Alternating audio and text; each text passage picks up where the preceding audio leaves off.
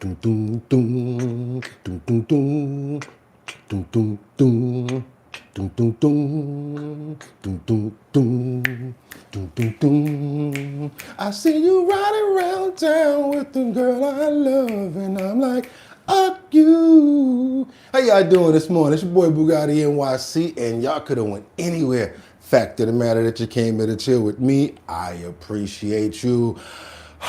Trump. What will happen when powerful names get released in the Jeffrey Epstein files? It's time to get into it, you guys. Yes, I'm going to get the camera straight, but I just wanted to say good morning. It's Purple Sunday.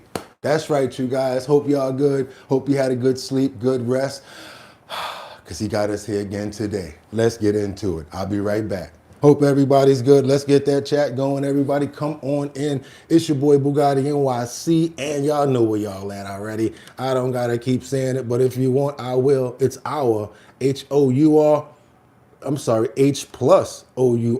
bottom line. Time to get into it, you guys. Looks like we starting to get our ish together since we got a little work done. Let's see what we looking like back there. Not too bad, not too shabby. Go ahead and start to get this over here rolling. Make sure that we up in here. Got to make sure that these monitors are correct, so I'm up in the box right. Because when the box is correct, that means you guys can see everything the right way. That's right. Let me get this audio good over here too. Check our time. Yeah, we still got a lot of time.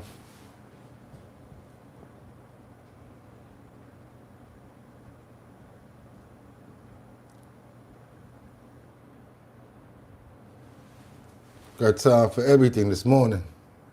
Happy Purple Sunday. It's time to get it. Everybody pull up. Y'all know what time it is. Time to get it going.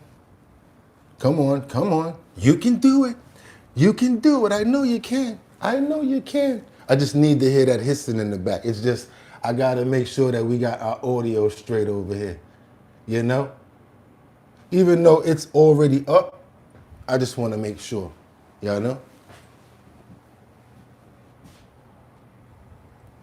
Definitely got to get this straight, because it's just been doing this to me like at the total wrong times now. But we're going to wait it out. We ain't even going to worry about it. We're going to keep on moving. What we got this morning, all right? Let's go. We're going to wait it out, because I'm sure it's going to come on when I need it to. What we really need to do is this. You know, what we forgot to do, right? And what we can't forget to do. We got to pray. We got to make sure that we pray. Pray for a good day, pray for good spirits, and pray for each and every person that's here, ourselves as well as our family and our animals. We want to also thank the Lord for every single thing that he's provided us and getting us here and always being there to get us through the rough times. And we hope and pray, and we know, and we want him to know that we love and respect him. And what we're going to say right now, you guys, amen. Purple Sunday, let's get it, you guys. Y'all ready? Because I am. Who we got up in the building this morning right now? We got Luigi in the building. That's right, we got Meta. We got Jeffrey Spilker. Batty Lynn. That's right, we definitely got to pray for you, Luigi. Jeffrey Spilker, Batty Lynn. Oh, we got two people. Okay, Chulo, Papi Chulo. What's up, Papi Chulo? Red Hood returns. I pray for patience, because if I pray for strength, I'm going to need bail money. I understand you, brother. So we're going to add that. Casey, make sure we got you up in here. Got to pray for you. Also, Rebecca Lanyan Bueno. We got to pray for liberty and justice. I can't forget, even though we said amen already, we got to make sure we get certain people in there. We got to worry about Sam Champion, Sam Champion, Mark Dorfman, Kendra Walker, also Miss Swanza. Can't forget those people. Amen. Now we ready to go, y'all. I know we ready to go now. We got a little bit more time. I'm going to keep on pressing this button, because guess what? After the prayer, it got to come together. God always got you. I know how that go. Boy, you ain't say my prayer, you ain't getting no value. All right, we're going to keep it moving forward, you guys. It's Purple Sunday. I'm ready to get it in no matter what. Let's get it going right now. Let's go. Me.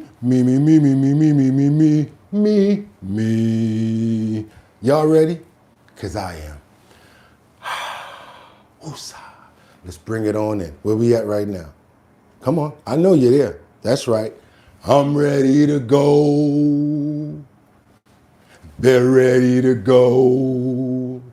I said it's time to start the show. I hope you're ready, yo, yo, yo, yo, yo, yo. And what we do? Boo, boo, boo, boo, boo. Wind it up. Wind it up. Wind it up. It's 6 o'clock somewhere. And I know it's 6 o'clock here. We always run a little late, but we got to throw the little wave on it.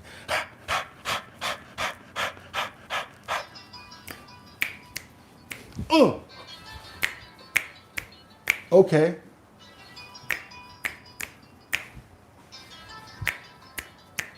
Ole. Okay, I hope everybody can hear me. I hope you can hear me, because nobody let me know yet. Where you at, Batty Lynn? Hit those likes and let's go. 500 again. Let's do it.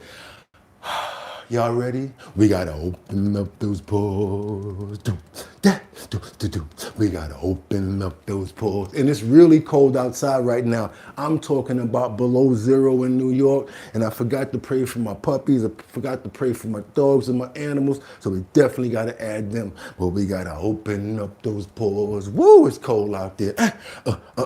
We gotta open up those pores. And something it's time for me to do that I have never done. Doom, doo doo doo doom, doom doo doo doom, doom doo doo doo doom, doom doo doo doom, doom doo doo doom, doo doo doo doom, doom doo doo doo doom, doo doo doo. My name calling all night. I can pull the wool while I'm being polite. Darling calling all night. I can be a bull while I'm being polite. Ooh me, oh my. I can pull a woman while I'm being polite. Like, ooh me, oh my. I could pull a woman by being my wife now. Even if she go away, even if she go away, even if she go away, even if she go away, I'm a classic man. You can be mean if you look this clean. I'm a classic man. Calling on me like a young OG, like a classic man.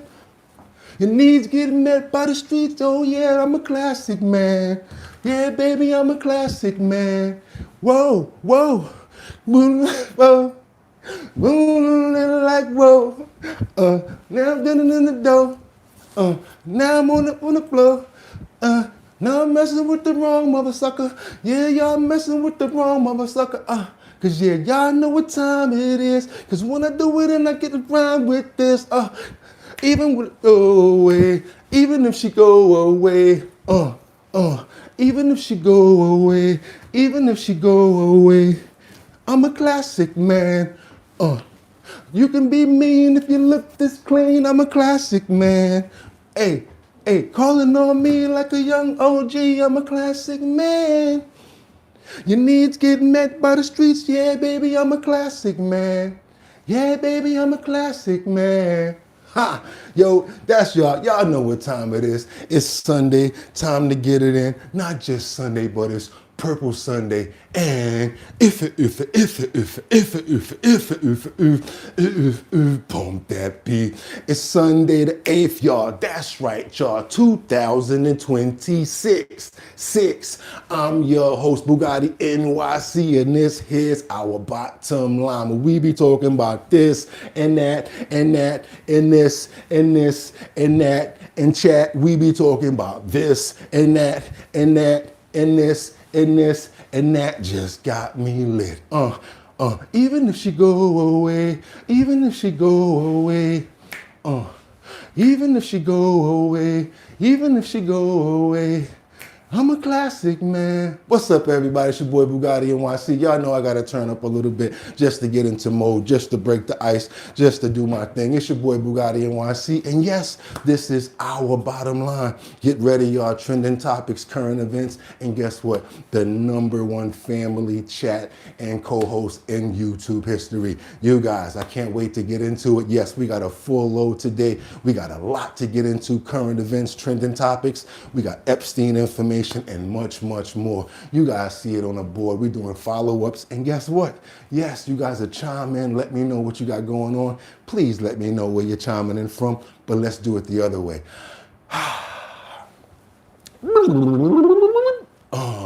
I I got 5 on it. That's right, you guys. Y'all know what I'm going to do. I'm going to stack 5 videos at a time. All I'm going to ask you guys to do is stay on topic, stay on point.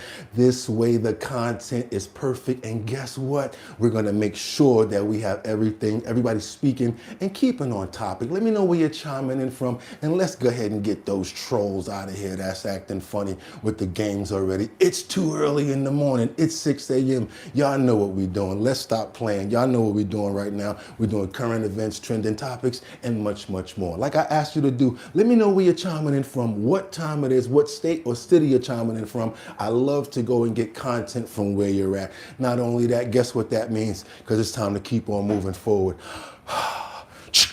Let's get into these titles. And guess what? If you don't want to be here, kick a rock for a block. I don't know who your people are, but stop playing this early. It's too early. We got work to do. What are we doing right now? We got Trump.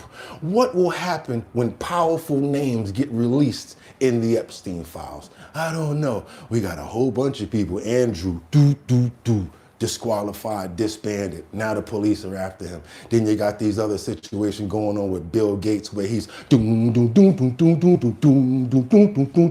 burn, baby, burn. Very big disgrace. We got Bill and Hillary Clinton, who you see are set to testify. And I don't think they're going to plead the fifth. We got a lot in that category. But let's keep on moving forward because we got much, much more. Because President Trump also refuses to apologize to the Obama for the ape post. You guys saw the video. If you didn't see the whole thing, it seems like it was an entire parody on something else, which people captured that part of. Don't know if he had anything to do with creating it or approving the creation of it, or if the statements that he made is something that's you guys are believing right now. But with that being said, we got one more. Last but not least, what do we have in the title? There he is right there. We got Iron Mike Tyson. That's right, you guys. Mike Tyson, Iron Mike Tyson, takes on the new MAHA, Make America Healthy Again mission. I love what they've got planned, and let's see where it heads. We got a lot to get into, you guys. I'm not even going to play around. Now, we got to see what's going on with this audio. Hopefully, we can get queued up and do what we got to do, because we got a lot of work ahead of us. Let's go. Okay, wait a minute. Okay, let me see where we're going to start this thing off at, just to make sure that I'm doing everything right. Yeah, that's right. We got Trump who announces new sanctions after Iranian nuclear talks. Let's keep on moving forward, you guys. Wish me some luck on this audio. There we go. Continue talks after officials. There we go. There we go. At National There we University, go. we know you didn't stop There we dreaming. go. Life just got busy. Met face-to-face for hours in Amman. Afterwards, the Trump administration announced new sanctions against the Islamic Republic. Let's bring in former State Department senior advisor under President Trump, Christian Whiten. So great to see you this morning. Thanks for joining us, Christian. So I would say that certainly in my adult life, I don't ever remember this amount of intense pressure placed on the Iranian regime. Is that a fair thing to say? I think so, Charlie. Good morning. Yeah, we definitely have gotten their attention. President Trump has, specifically, first by bombing them in cooperation with Israel, which dramatically set back their nuclear program, and now in bringing this large military armada, another military force to the region. And they're willing to talk about nukes. The one thing they really don't want to talk about is the internal pressure, those protests we've seen inside Iran that could take down this regime eventually. But certainly Trump has made a lot of progress on the nuclear front. So you have this weird situation where Iranian officials are claiming that they're not talking about all these other things directly with the United States, and you have the United States saying, oh no, we're talking directly to them about all of these things. Explain that dynamic. Well, the regime is lying. It's similar to a communist regime. An Islamist regime really has a very loose relationship with the truth. They'll say whatever they think they need to stay in power. They know if they're thrown out of power, not only are they powerless, they may actually be put on trial or face repercussions for the repression that they've had since 1979 there. So I think you just kind of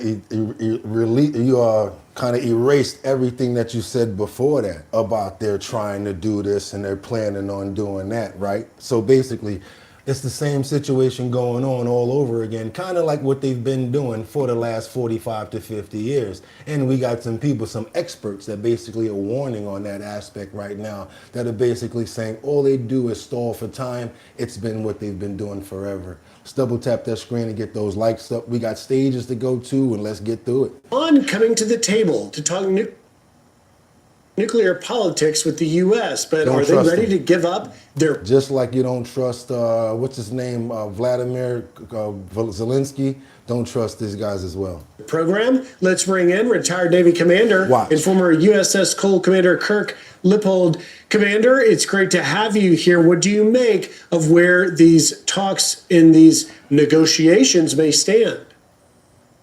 Good morning, Griff. Thank you for having me on. When you look at the negotiations themselves, it's good that we're negotiating. The bottom line for the United States is we want to make sure that three key items are on the table. The nuclear weapons program that Iran continues to pursue, the ballistic missile program, which is in violation of international law and UN sanctions, and the proxy groups throughout the Middle East that have destabilized the region. Iran doesn't want to do any of those things. They want to continue, especially the nuclear program. While the negotiations are good, I think they're fraught with the fact that they might fail because of Iran's track record in the past and the fact that they always use negotiations to stall, not actually come to an agreement. Kirk, in the Enough on that. I just wanted somebody that's been around for a while to say a statement like that. Also, it's been proven they've already been trying to rebuild what's been boom, boom, boomed all my life. I'm gonna be honest with you. I've been scared of people like that having those sorts of weapons of destruction. You know what I'm saying? Because you never know what they're gonna plan on doing, and they'll just do it on some stupidity just to hurt somebody else. So I always felt nervous about, you know, certain people having that sort of a power when it comes down to weaponry. Ever since I was a child and I knew what it could do, when I saw the videos of what nuclear can actually do to people, where it was like all scary and everything, and you got to go in these bunkers or go underground, and it was like the only thing that could survive is roaches. I was really scared about that. So they're in the wrong hands. I've been always in fear about that situation. So I am a little bit, you know, I'm on the side of nobody having it. Again, I wish there was a Superman and he could take all of them and throw them into the sun. Yeah, that's just me still being a kid, but whatever. Let's keep on moving forward, you guys, because Trump basically says he is not going to apologize when it comes down to the video that's been shown for the racial part of it. I actually have a little bit of more say in it to now because I've actually been able to view the entire video. So we're going to go into the statements and then we're going to actually see where they're going with this thing. I want to know you guys' views and opinions on it because there's more than what's in front of you, because even with information, if you don't know what happens before, you can't really determine why you know something ended up being what it is. So we need to see all parts to really understand this video, to really get an idea of, you know, where they're going with it. Let's keep on moving forward, you guys, and double tap that screen to get those likes up. Let's keep on moving forward. Let's go. Now to President Trump saying he will not apologize after sharing a video clip on his Truth Social account that depicted, I can't believe I'm reading these words, former President Barack Obama and former First Lady Michelle Obama as apes. The post drawing widespread backlash from both Democrats and Republicans. The White House removing the post after it was online for about 12 hours. CBS's Willie James Inman is in West Palm Beach with more on this story. Good morning, Willie. Adriana, good morning to you. The president claims he didn't see the first portion of that he saw only the first portion of that video and not the racist part of it. He claims he passed it on to a staffer who didn't review the full video. Now, we want to warn our viewers, we will show it briefly for context in this report. I am, by the way, the least racist president you've had in a long time. President Trump's controversial late-night video post on Thursday was about alleged voter fraud and just over a minute long. I liked the beginning. I saw it and just passed it on. And I guess probably nobody reviewed the end of it because what I saw at the beginning was really, really strong. But the end of the video showed a depiction of the Obamas as apes. Press Secretary Caroline Leavitt initially defended the post and called it an internet meme about the Lion King, adding, "Stop the fake outrage." What y'all think about this? The political fallout was swift, with some members of the president's own party calling on him to take down the post and apologize. You condemn the racist parts of the video? But the president says he didn't do anything wrong. We took it down as soon as we found out about it. I didn't make a mistake. Senator Tim Scott of South Carolina, the lone black Republican in the U.S. Senate, posted this, praying it was fake because it's the most racist thing I've seen out of this White House. The president should remove it. CBS News has learned the president personally called Senator Scott and said the video was a staffer's mistake. Okay, he said it was a staffer's mistake. I want to know what you guys think about that video because it does depict the Obamas as apes, and I don't know what you guys are thinking. Have you seen the whole thing, though? I actually have. I think it was funny. I think they lying constantly, and Levitt would defend anything. Trump messed up, and Trump's my G. Trump messed up, and Trump my G. They are stirring the pot. Unconstitutional Trump 2028. Trump himself said he can do what he wants, and his base will still support him. Okay, you guys. So now let's get into it. Let's do what we do over here. It's time to really look at this video and see what they're talking about, because I really didn't know. And from Michelle's aspect, point of view, matter of fact, let me just let it go. Let's see. Trump accidentally posted a racist video triggering everyone. I queued it up to this part. And of course, we can't play the Lion King song because, to tell you the truth, I'm going to try to play it in the background by singing it. But this is the way it really went down. I'm going to show you guys right here. To do that. In fact, I'll finish with the entirety of this video, originally set to The Lion Sleeps Tonight, which I can't play for you because of copyright. In the jungle, the lions sleep tonight. In the jungle, the lions sleep tonight. A wimba way, a wimba way, a wimba way, a wimba way, a wimba way, a wimba way, a wimba way, a wimba way. Bum bum way.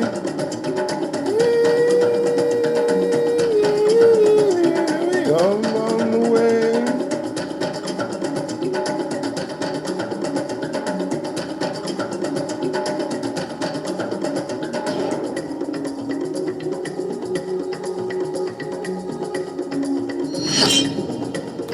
Okay, I want to know what you guys think about the video now that you've seen it in its entirety. Do your boy a favor, and yes, give me an idea what you guys think, because it ain't just about me, it's about you guys. Oh my God, Jeffries is a meerkat. Okay, does it matter? Everything is an existence crisis for the idiots. They draw the lines in the cigar. Okay, what else do we got here? We got Trump has no manners or honor for that matter. I see no issue with it. I love it. You gotta be under 6 feet. I'm under 6 feet. Yes, definitely am. I'm only like 5'7". Ain't even gonna lie. I'm short. Been all my life. I support Trump's full force crisis. God post good post more. I would not have made it myself. I would not have put it out myself. And I think a lot of parts of it are probably could be considered real racist, right? But Trump is like, he don't really care about certain stuff, so he gonna put it out. And because I think the fact that it depicted the Democrats in a certain way, that's a real reason why he really put it out there. Could it have some racial parts to it? Yeah, definitely could, especially since we saw the whole thing. Let's keep on moving forward, you guys. Let's keep on, because now we got to get on to some other breaking news in Benghazi. We done got that Tilsner suspect in custody. Locked up, and now he trying to act hurt. Don't act hurt right now. I'll smack you down the back of these steps for what you did. You're lucky. I wonder what they did to him while he was bringing him over here. Probably caught him in the ribs a few times. I don't care, y'all. I don't care. I know y'all like, no, Bugatti, don't be like that. But for what he did, oh yeah, he deserved to get a little bit of clap back. Yes, what did they do? Showing you right now. Do your boy a favor, double tap that screen. Let's get those likes up. Come on. You have been watching a press conference that was called, it was very secretive, but now we know the information, and that is Pam Bondi, who's the Attorney General, Kash Patel, the FBI Director, and Jeanine Pirro. Do you want to know where to invest $1,000? Come on. Hell no, we don't want to know that. We want to keep on with news. Get the hell out of here. Bye. The lawyer, the prosecutor for the Washington, D.C. area. They have been working behind the scenes to capture a guy named Zubair al-Bakash. He was involved in the killing of Americans at Benghazi. 4 of them. And one of the things that's amazing to me is America always shows up and it doesn't matter how long it takes to get justice. You trying to act all hurt right now, man. I'll push you down these steps. Talking about you, man, you lucky they don't put you on a slide or something and slide you down. But when you say hashtag never forget, America did not forget, and now this man will be brought to justice. 14 years later, the long arm of justice, Dana, murder, terrorism, arson, among other charges. Good. Trey Gowdy is the former chair of the House Benghazi Select Committee. Mark Geis, known as Oz, member of the annex security team at the Battle of Benghazi. Trey, you go first. Did you think you would see this day? You know, I didn't until John Ratcliffe and Cash. Got to get right into it before we even go there. Trey, you got to tell the mommies to fall back on the hairline in the front. I don't know how hard they hitting you with the dryer to get that bouffant to flip over, but your joint is pink in the front, fam. I don't know if that's makeup, but you got to get them to stop hitting you with that blow dryer that hard in the front. I don't know. They burning the front of his head up just to get that bouffant to flip over. Y'all see the pinkness? Patel were put into positions. I mean, 14 years. Think of the number of FBI directors we've had. Think of the CIA directors. But you have a guy, you know, Johnny was in Congress when this was happening, and Cash was working in Congress. So I'm not at all surprised that they did not forget, and I'm not surprised that it was a really high priority. I think they realized the limitations of what Congress can do, but there are no limitations when it comes to law enforcement. So I think we're really lucky that we had those two folks who truly never forgot because they lived it when it was happening. Mark, what does this moment mean for you in terms of just justice can sometimes take a while to arrive, but it can arrive, and America didn't forget. That's right. No, and they haven't.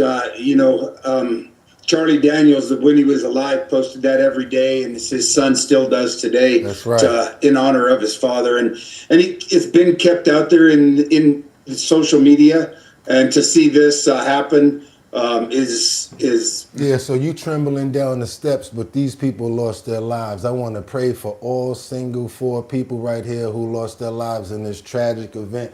Do not care about him trembling down them steps. I want to pray for their souls and their families, and that they're finally getting some sort of closure. Hopefully he get the zzz or the, hey, it's just how I get down. And kid, you still walking? Now it's time for you to go.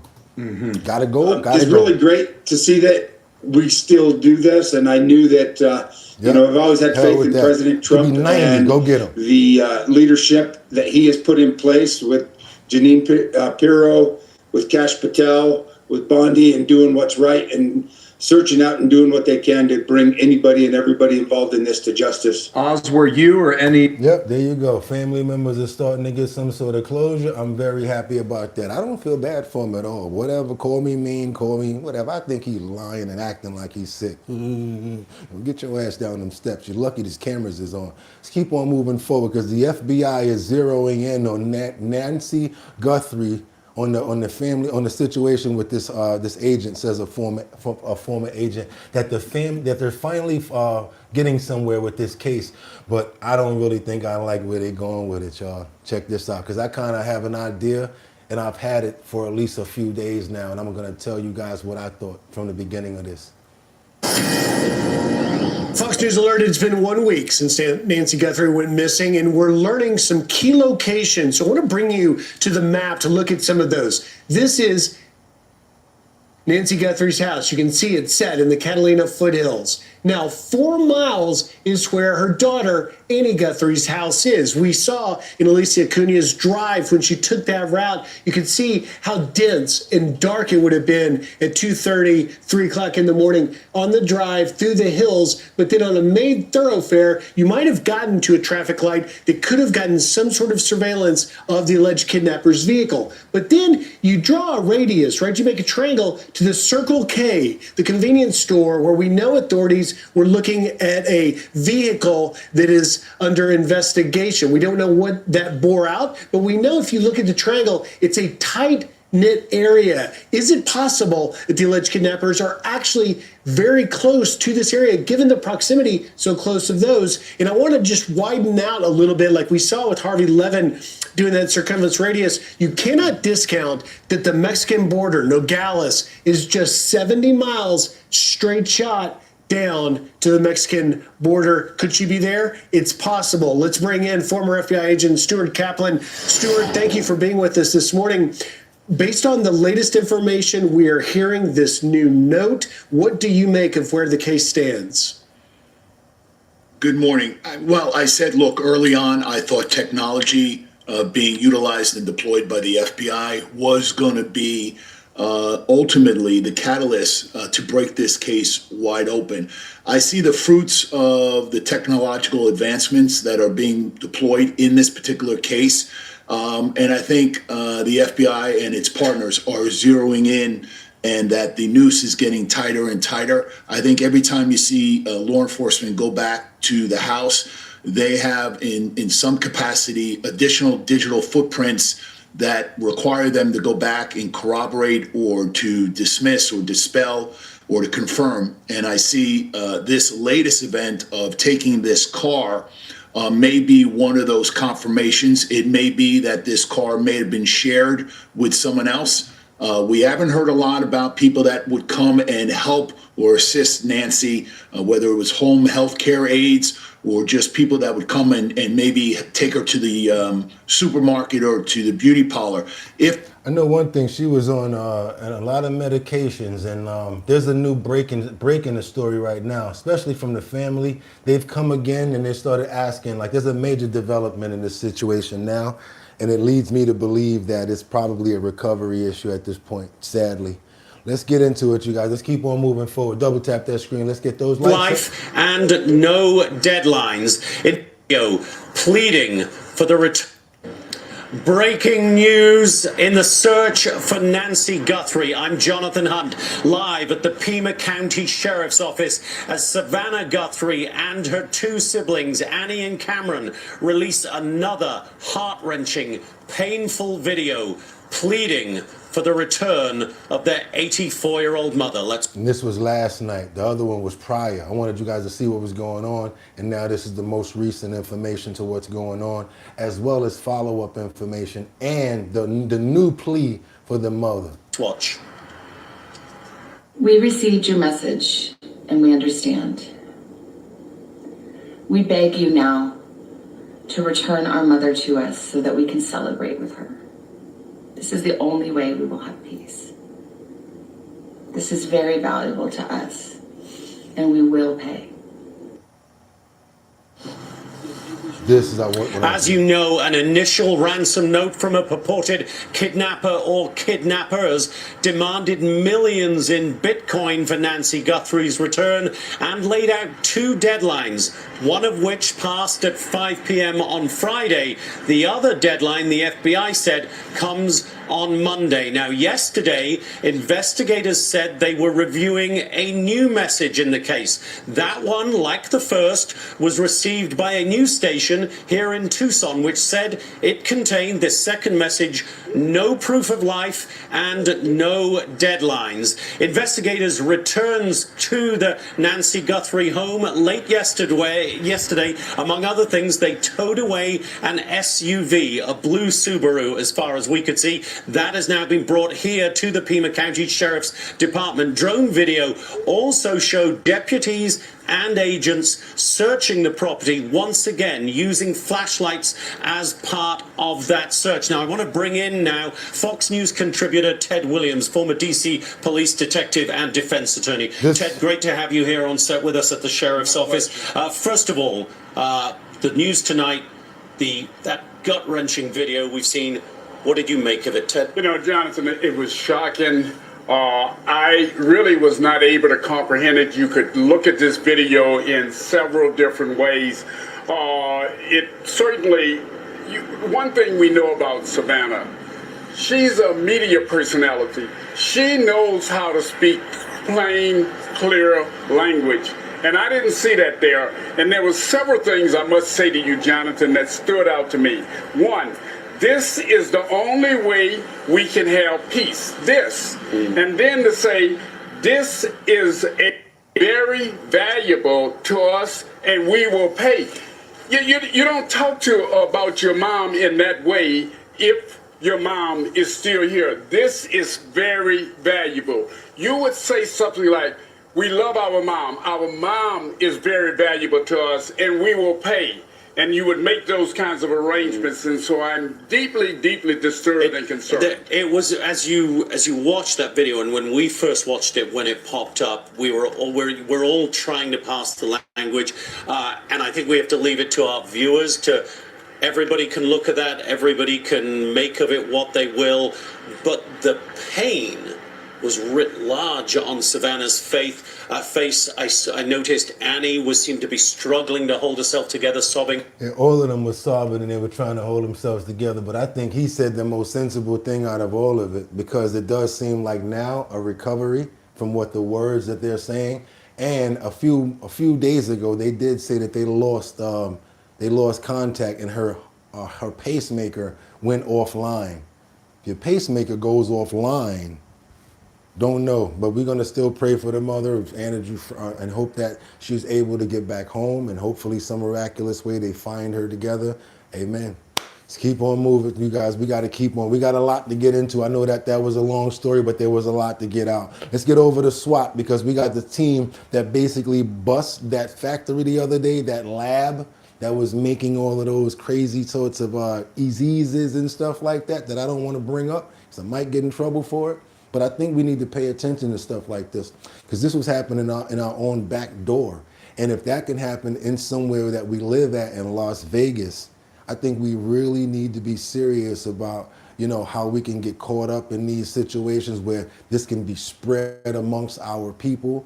And I really want to make sure I keep on following up with this story, because I know that the government is going to follow up on it too. And I'm praying that they do, because this is I'm talking about, like, imagine all over again having that jab situation or worse. I just couldn't deal with it. So we got to keep on getting into the severity of real stories like this so we can get it out there.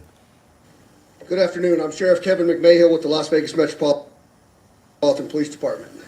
With me today is the Special Agent in charge of the Las Vegas FBI Field Office, Christopher Delzato, and the Clark County Fire Chief, Billy Samuels. You'll hear from all three of us. I want to provide a more detailed update and walk you through how this investigation unfolded.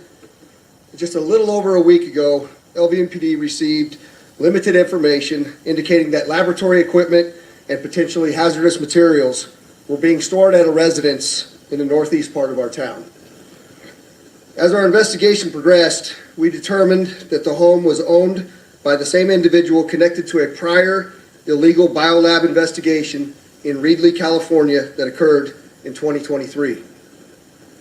The nature of that earlier investigation raised significant concern for what we might encounter in this new case.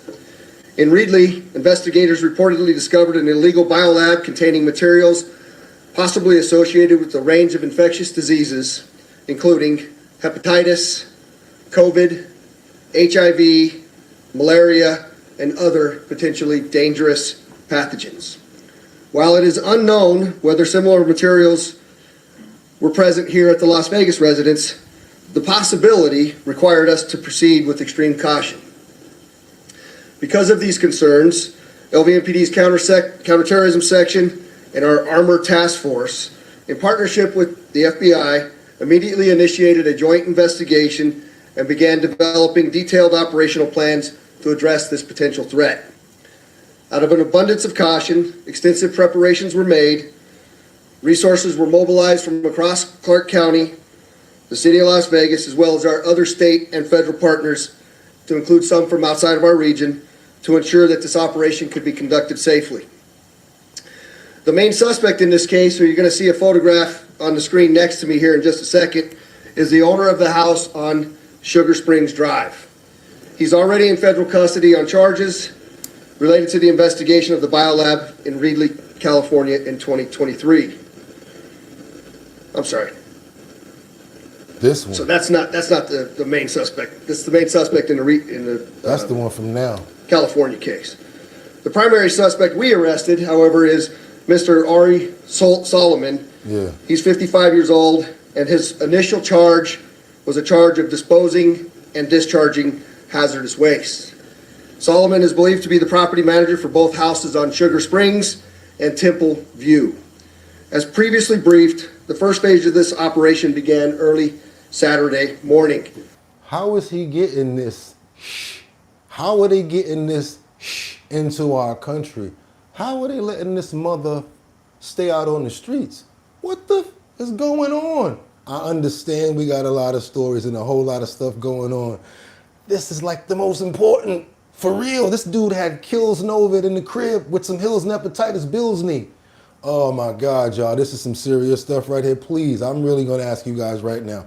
I'm gonna explain it. I'm gonna explain why you gotta hit the like button, and you have to, or double tap the screen, because it basically puts up a signal, like it shows our header, the header goes up, and then, because YouTube sees all of the likes, the header goes up, and people say, hey, what the hell is going on over there? And then they'll start tapping on it, and then they'll come on into the show, and they'll be able to see what's going on over here. The reason why I do this show is not for myself to wear this purple shirt, the jacket on Sunday, is to also be informative and try to get us up to date on what's going on out there. We come to this forum, no matter what platform, to have debates, and then we talk about every single thing that we have going on. I have no skin in the game when it comes down to who does what or whatever. My only care about it is common sense. That's basically my agenda. But when it comes down to stuff like this, I really want a lot of people to see it. And it really does bring more people over when you hit the like button. So in the form of monetary, could you go ahead and hit the like button? Don't worry about the money, even though it would be nice. But I got some Bustelo in the kitchen with some Lipton tea. But I would like the money in the form of some likes. So let's keep on moving forward. Hopefully you guys appreciate the show. Let's go. You're going to start to see a number of images from this as I talk. At approximately 5:51, our LVMPD SWAT team served a search warrant at the residence on Sugar Springs Drive. There were 3 individuals inside of that home. Each had independently rented a room from the property owner. And they were all getting sick. They were safely removed from the residence, and at this time, they are not involved in this investigation. Based on the information we received, investigators believe that the locked garage was the primary location of the potential biological and hazardous materials. The search warrant was authored by LVMPD's counterterrorism section, and our multi-agency teams began preparing to deploy to the scene. To safely manage the risk, a layered use of technology, as you see here to my left, was employed throughout this operation. LVMPD police drones were deployed from the onset, providing a real-time aerial and situational awareness as SWAT secured the residence. They sent that Drone damn feeds dog were in there. monitored remotely, allowing commanders to assess conditions. They sent the dog in there. After initial assessments were completed, the armor team escorted FBI scientists robot dog. and specialized evidence collection team into the garage. Investigators observed one refrigerator that was still opening and wrapped in the household plastic wrap, along with the freezer that was plugged in and running. You'll see some of that in that video. Containers were located throughout the garage, along with laboratory equipment and other specialized items. The scene presented a high level of complexity with materials that had not been identified, that have not been yet identified, and still require careful assessment. Some items appeared consistent with biological and chemical storage, which necessitated additional precautions. All right, you guys, we went long on that one. I know we're going a little long on these stories today, but some of them are just so important. And I know what y'all going to say. Why'd you cut it off there? But we got to keep on moving forward. Let's get on over to Washington live, where a professor has a meltdown when she's asked one question by Hawley. What's the question? Can men get pregnant? What do you guys think? Can men get pregnant? Y'all let me know. Double tap that screen, hit those likes. Let's keep on moving forward. I love these debates like this. Woo! You said several times, you've used a phrase, I want to make sure I understand what you mean by it. You've referred to people with a capacity for pregnancy. Grip, stability, precision. Okay, That's you got the me, you got essence me. of driving. Son of a Lawfare. bitch, son of a bitch, you got me. Okay, son of a bitch. Okay, you son of a mother. Would that be women? Many women. You've referred to people with a capacity for pregnancy. Would that be women? Many women, cis women, have the capacity for pregnancy. Many cis women do not have the capacity for pregnancy. There are also trans men. She is a professor at school, at a college. who are capable of pregnancy, as well as non-binary people who are capable of pregnancy. So this isn't really a women's rights issue. We can recognize that this impacts women while also recognizing that it impacts other groups. Those things are not mutually exclusive, Senator Hawley. Oh, so your view is that the core of this right then is about what?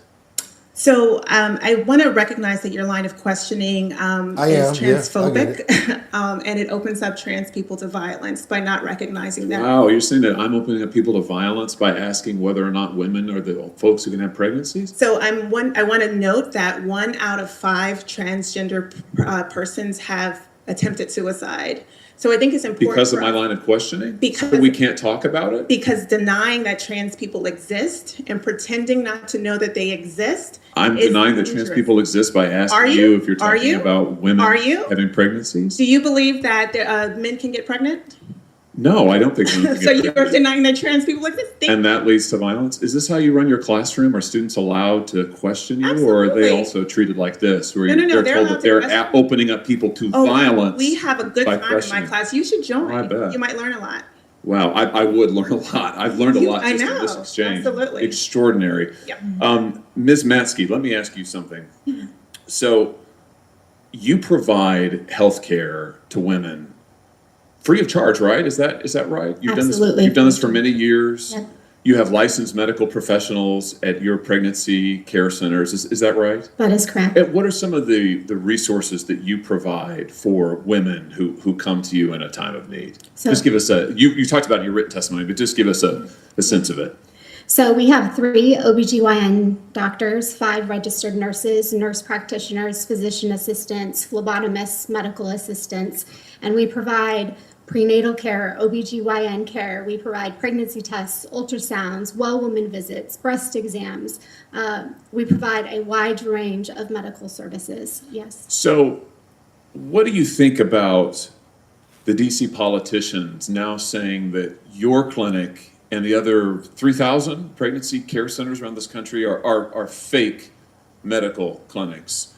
For instance, Senator Warren has said it's now more important than ever to crack down on so-called crisis pregnancy centers that mislead and deceive patients. Senator Menendez, crisis pregnancy centers jeopardize women's health and well-being, all while elevating unproven theories about birth control. Senator Warner wrote to Google asking them to censor search results for care centers like yours, saying directing women to fake clinics that traffic in misinformation is dangerous to women's health and undermines the integrity of Google's search results. Didn't want you guys just to see one part of that. Excuse me. I wanted you to see that administrators are actually going after and really trying to really stop people and censor them from making common sense. I just don't get this right now. What's this cis woman? Get the hell out of here with that. There's women and there's men. How the hell is a man gonna have a baby? Get the hell out of here. It gotta be crazy. We gotta keep on moving forward to Detroit, because I thought this one lady right here, she said she thought she was gonna lose her life, and she files for a lawsuit for over $25 million. She got pow-powed 6 times all over a crazy incident right here. Check this out, you guys. Let's get on over to Detroit real quick and see what's going on with this. This is nuts. Suing the city and a police officer after a traffic stop ended with gunfire. A $25 million lawsuit has been filed over the shooting of Tracy Allen, an unarmed mother of 5 shot 6 times last October during a traffic stop. Let's get out to Lauren Kostick. She's live in her newsroom tonight. And Lauren, Chief Bedison admitted there were multiple issues with this traffic stop. That's right. Detroit's top cop originally supported his officers' actions that day, but after reviewing the body camera footage, he found several policy violations. Now that officer is suspended without pay, and Tracy Allen, the woman who was shot, is finally telling her I'm side surprised of the she's story. alive.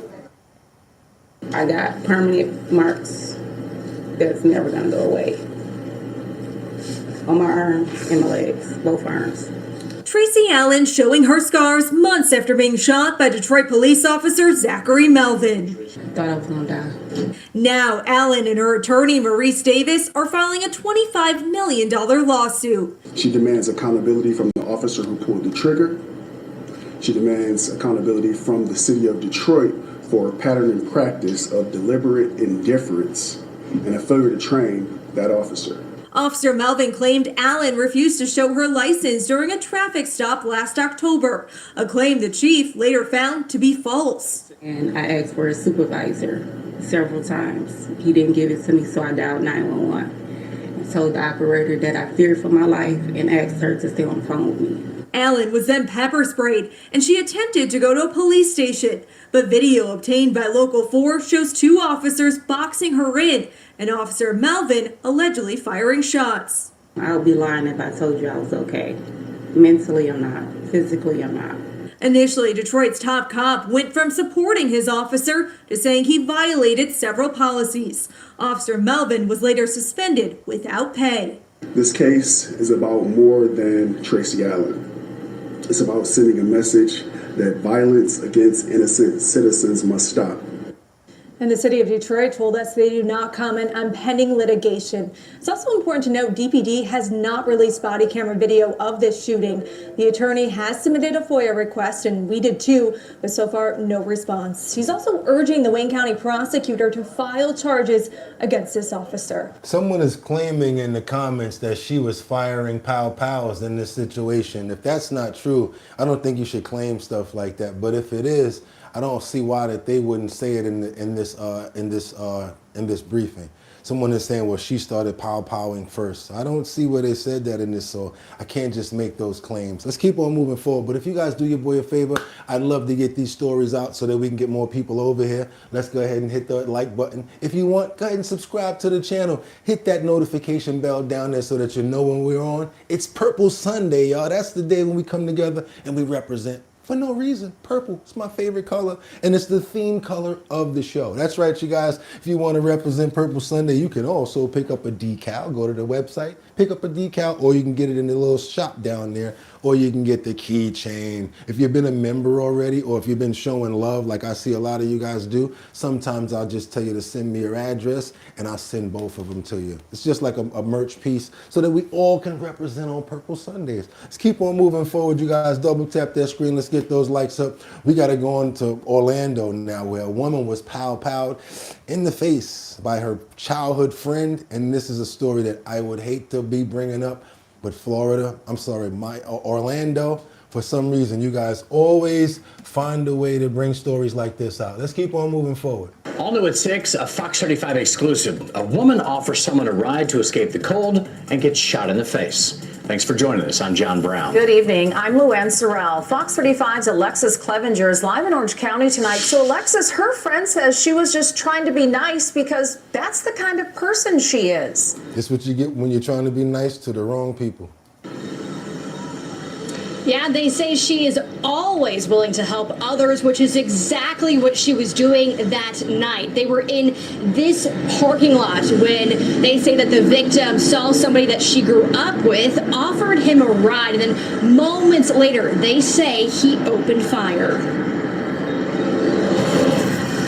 It was a simple act of kindness that ended in gunfire. We definitely saw our life flash before our eyes. Alana Rosado says she, her girlfriend, Julissa Rivera, along with another friend, were at this Wawa the night of February 1st when Julissa saw one of her childhood friends standing in the cold. They used to walk to school like since elementary school. They've lived in the same neighborhood all their lives. They tried offering him a ride and called him over to their car. The next thing you know, he just pulled out his gun from his waistband and started shooting at us. In a matter of seconds, Julissa was shot in the cheek. Bullet holes were left in Rosado's car. An arrest report from the Orange County Sheriff's Office says the alleged shooter, Jamison Delva, fired 3 to 5 rounds. I remember just being in shock, like in just disbelief.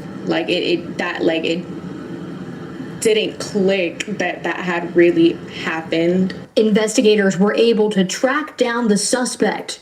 According to the report, when deputies arrived at his house and told him to leave, he said, quote, "I messed up, I love you," and hugged his brother. While Julissa's loved ones are relieved an arrest was made, they say it doesn't take away the pain she's endured. She got a broken jaw, like it shattered.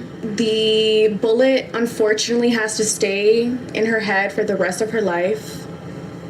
Since it's next to her spine, it's just too risky to take it out. As Jaleesa focuses on her recovery, family, friends, and coworkers are asking for prayers and support. At work, we just all feel so sad for them, and we just feel like the least that we can do is come together as a community to support the both of them.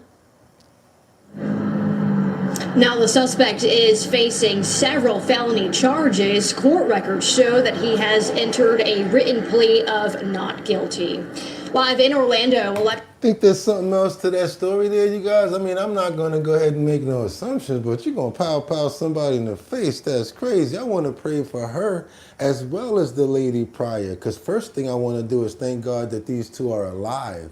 And I want to make sure that they understand that without the power of God, they would not be here. And we need to understand that as well, myself as well. The person who's been stabbed over 5 times, who got over 1,500 stitches in his back. Lucky to be able to stand here when I was stabbed in the back with a steak knife and the handle broke off. So Lord, you know I am one that always gives up my love and thanks you for that there as well as other people. Amen.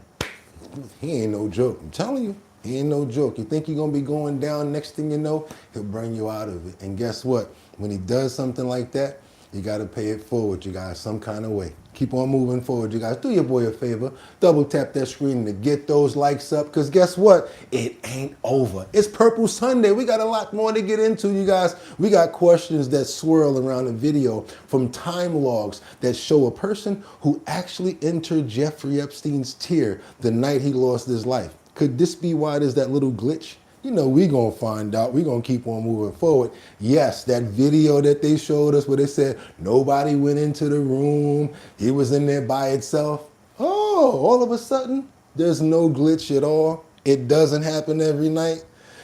There needs to be a lot of questions and a lot of answers. And I'm not holding back on anybody when it comes down to this section right here. If you lied and we got the information on tape, we need to start rewinding and putting people on blast.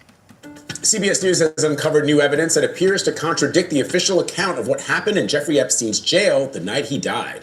We've studied surveillance video showing a glimpse of what may be a person in orange near Epstein's cell. FBI Justice Department logs refer to it. Authorities have insisted no one entered Epstein's cell tier at night before he died. Scott McFarlane has covered this case for many years. Scott, good morning. What are we learning? Hey, Vlad, good morning. More than 6 years after the death of Jeffrey Epstein in a federal prison, the mystery over how he died remains very much alive. A new analysis of surveillance video by CBS News shows a partial view of what may be someone possibly headed up to Epstein's cell tier the night he died. Notorious sex offender Jeffrey Epstein was found dead in his cell in the early morning of August 10, 2019, inside this since-shuttered federal prison in Manhattan. And this was the vow of then Attorney General Bill Barr, who was actually in the Epstein files. Yeah. In the Epstein files. Y'all better go look. We will get to the bottom of what happened, and there will be accountability. Epstein's death was quickly ruled a suicide, but a technical failure that left only one working camera near his cell that night has created conspiracy theories about what happened leading up to his death. At the time, the Attorney General said no one entered Epstein's housing tier the night of his death. But there's been scrutiny of a particular moment on the cell block surveillance footage where an orange-looking flash could be seen at 10:39 p.m. A report from the Justice Department Inspector General notes the flash, quote, "It is possible someone is carrying inmate linen or bedding up the stairs." And the final report refers to it as, quote, "an unidentified corrections officer." But now, newly released Justice Department documents reveal an initial FBI review of surveillance video on the cell block says the flash could possibly be an inmate. And independent video analysts consulted by CBS News say the movement was more consistent with an inmate, or someone wearing an orange prison uniform, than a corrections officer. And prison employees tell CBS News it would have been highly unusual to move an inmate at 10:39 p.m. Jeffrey Epstein was found dead at 6:30 a.m. the following morning. And last year, then Deputy FBI Director Dan Bongino insisted, "There's video clear as day. He's the only person in there and the only person coming out. You can see it." No. A separate CBS News investigation last year also cast doubt on how the prison preserved the crime scene and why Jeffrey Epstein's body and some object were moved before the FBI arrived. Right. This does not change the assessment. Epstein died by suicide, but Nah, we already heard from back in the day when I first started doing this. We heard from the person that did the autopsy. He said it himself. He's like, that was no Sills Newer. That was none. Somebody did that. You know what that reminds me of, and I keep on saying it. If anybody watched The Wire, when there was that one scene where the guy went into the room and he choked the guy out and then he wrapped it around his neck and used it and wrapped it around the doorknob to make it look like it was somebody that did a Sills Newer around the doorknob. First of all, to be that low on the ground to just do that to yourself, just human instinct is going to make you want to get up and survive when you feel yourself, chills noking. Nobody going to believe that crap. And I also don't believe that Virginia committed it either. I think all of this has tied together and they were trying to quiet people. Let's keep on moving forward, you guys, because we got the masters of the art of deception.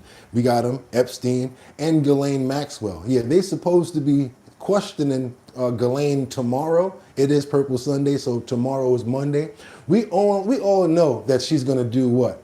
Plead the fifth. 9 times out of 10, if she goes to court, she's not going to be telling anything. But this is what a hint of what she may sound like if she does go to court and talk. Big news on the Epstein files. Convicted co-conspirator Ghislaine Maxwell will testify Monday before the House Oversight Committee. And new video also shows parts of a deposition she sat for in 2016 and may give some insight into how she'll answer questions Monday. Watch. How many teenagers did he have that were professional masseuses that worked in his home? Check the Foreman Foundation. How many? First of all, I'm not aware of teenagers who worked in his home. Did Jeffrey Epstein have a scheme to recruit underage girls to use them for sexual massages? Check the Foreman Foundation. The lawyer telling her certain stuff. Ask it a different way. Did Jeffrey Epstein have a scheme to recruit underage girls for sexual massages? Check the Foreman Foundation. If you know. So, I don't know what you're talking about. Join me here in studio, Danielle Bensky, dance choreographer, performer, educator, Epstein survivor, and one hell of an advocate. I'm so glad you're here. So as you listen to that, listening to Ghislaine Maxwell, there was for a moment that you thought she might want to say something, but an attorney stepped in and prevented her. Yeah. What is your sense of what she really wants to do? Such a good question. I don't trust anything that she has to say. She is a master at the art of deception. And so even just having her speak is a little bit disconcerting because we just want to make sure, she's in this for herself. So we want to make sure that this isn't just her way of trying to get even more of a sweetheart deal. We already know that she's been moved to this country club of a prison, playing with puppies and eating better meals, So we are all sitting on the edge of our seats, I think, to see what she has to say, but I also think she's perjured herself so many times Jeffrey. That I just hope that everybody takes it with a grain of salt. I have to wonder, because in this country, has she paid her debt to society when she gets out of this country club prison that she's in right now? Yeah. Or is there something that you think by being honest with the committee on Monday that she could get herself into trouble even more than she's in right now? I don't know. I hope that she, we all hope that she decides to stop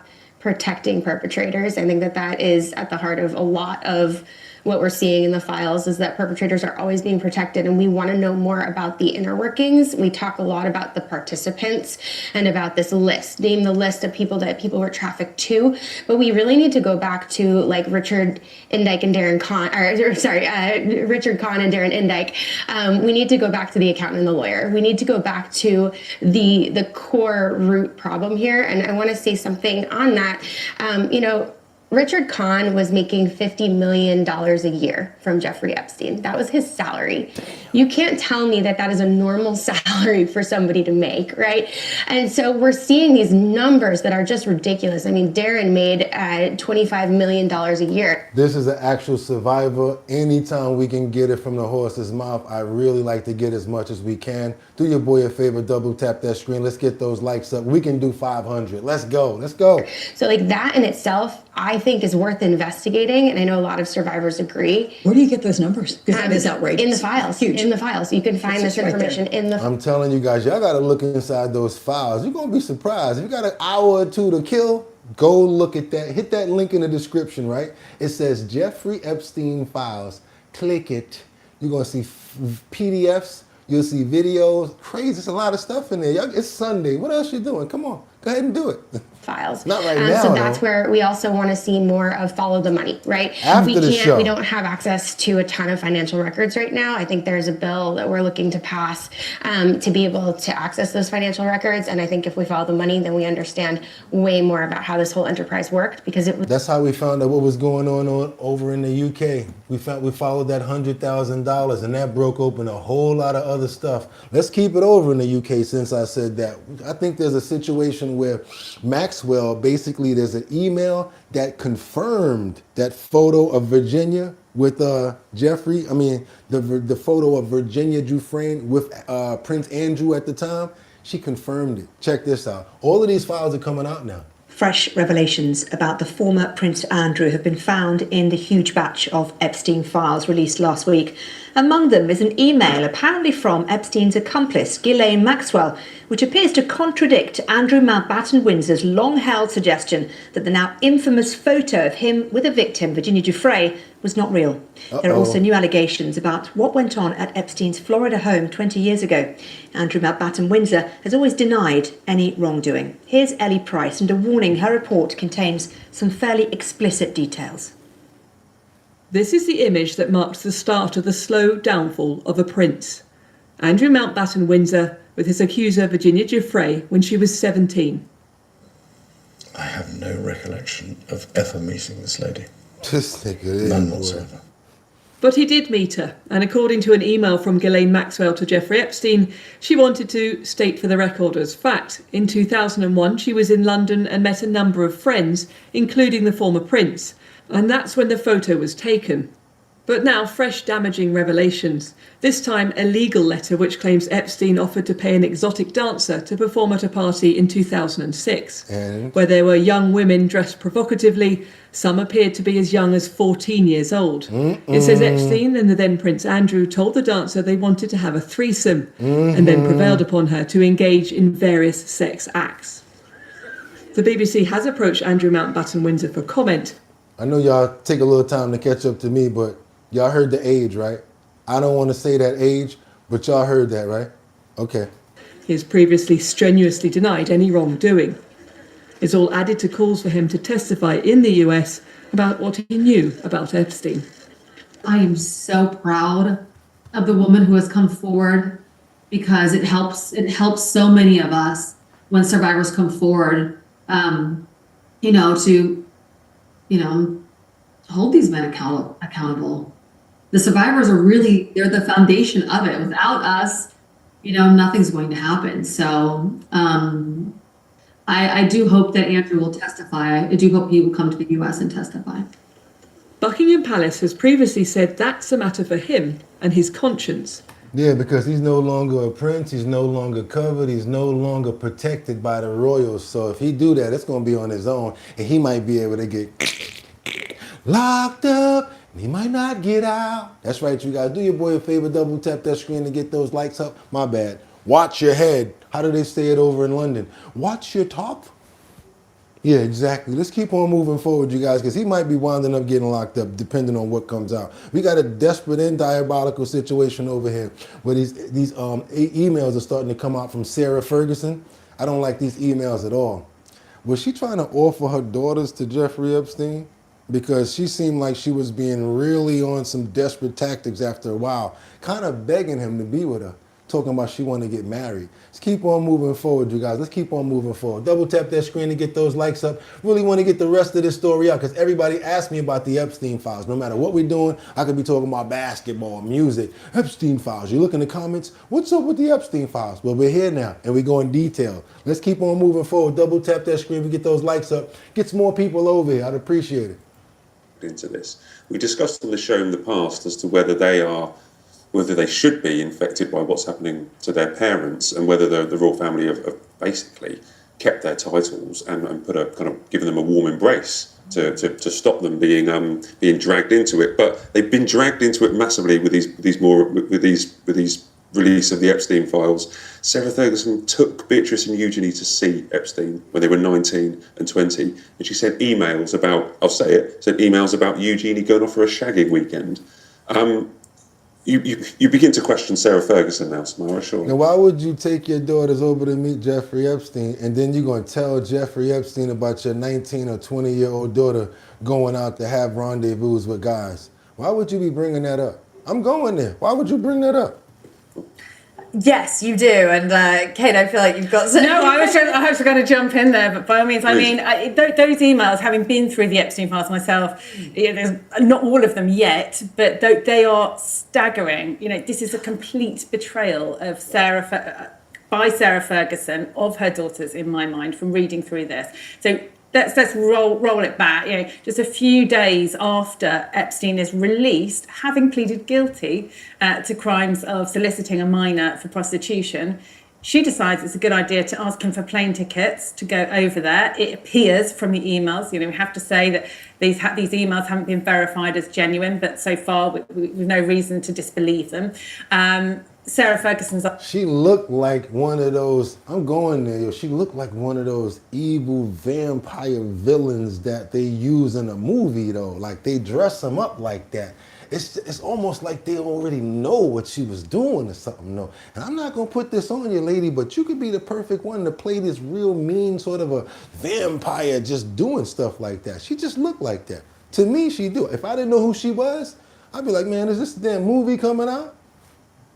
Asks for flights over to see him, talks about her daughters going over to see him. There was a lunch with Epstein. She writes to Epstein, it seems, to say, thank you very much for seeing me and the girls. Your compliment to me in front of my daughters is one of the kindest things anyone's ever done. They were young girls at the time, young women, I should say, and those crude comments, you know, very intimate comments about her daughter Eugenie, who'd been away to see a partner or boyfriend at the time. You know, it is absolutely staggering that, fair enough, a relationship with this very powerful man prior to his conviction, but the fact that it continued. Now, Sarah Ferguson has always said that when she found out, she cut off contact with him. We've heard that story before from Andrew. But then we've seen emails in this latest dossier dump in which Sarah Ferguson actually begs Epstein to get back in touch with her. It seems that he cut her off, not the other way around. Stop worrying about the platform. I understand what you're saying. You're calling out the Sun News right now. You call out Fox, you call out PBS. Guess what? Every person don't like a network. If I went by that, we wouldn't have a show. Let me tell you what we do over here. Fox, NBC, CBS, PBS, I don't give a damn what it is. We're smart enough to take the information and we go and filter it, come up with our own assumptions. That's how it is. Stop getting caught up in the rabbit hole. What rabbit hole, Bugatti? You ready? Here we go. Oh, he's watching this network. Oh, he's watching this network. And he's stuck in the rabbit hole. So you can't get out of the rabbit hole. You know what we do over here? Get the hell out the rabbit hole. We jump out and we jump over the damn rabbit hole. Stop worrying about the damn network. We control our lives, right? Again, let's go even further with that. I'm not a Democrat. I'm not a Republican. And I'm not an independent. I'm just a regular person who goes after common sense. Hey, that makes sense over there. I rock with that. That makes sense over there. I rock with that. Why can't we have a common sense party? Let's do that. How about we have a common sense party where nobody got to be caught up in the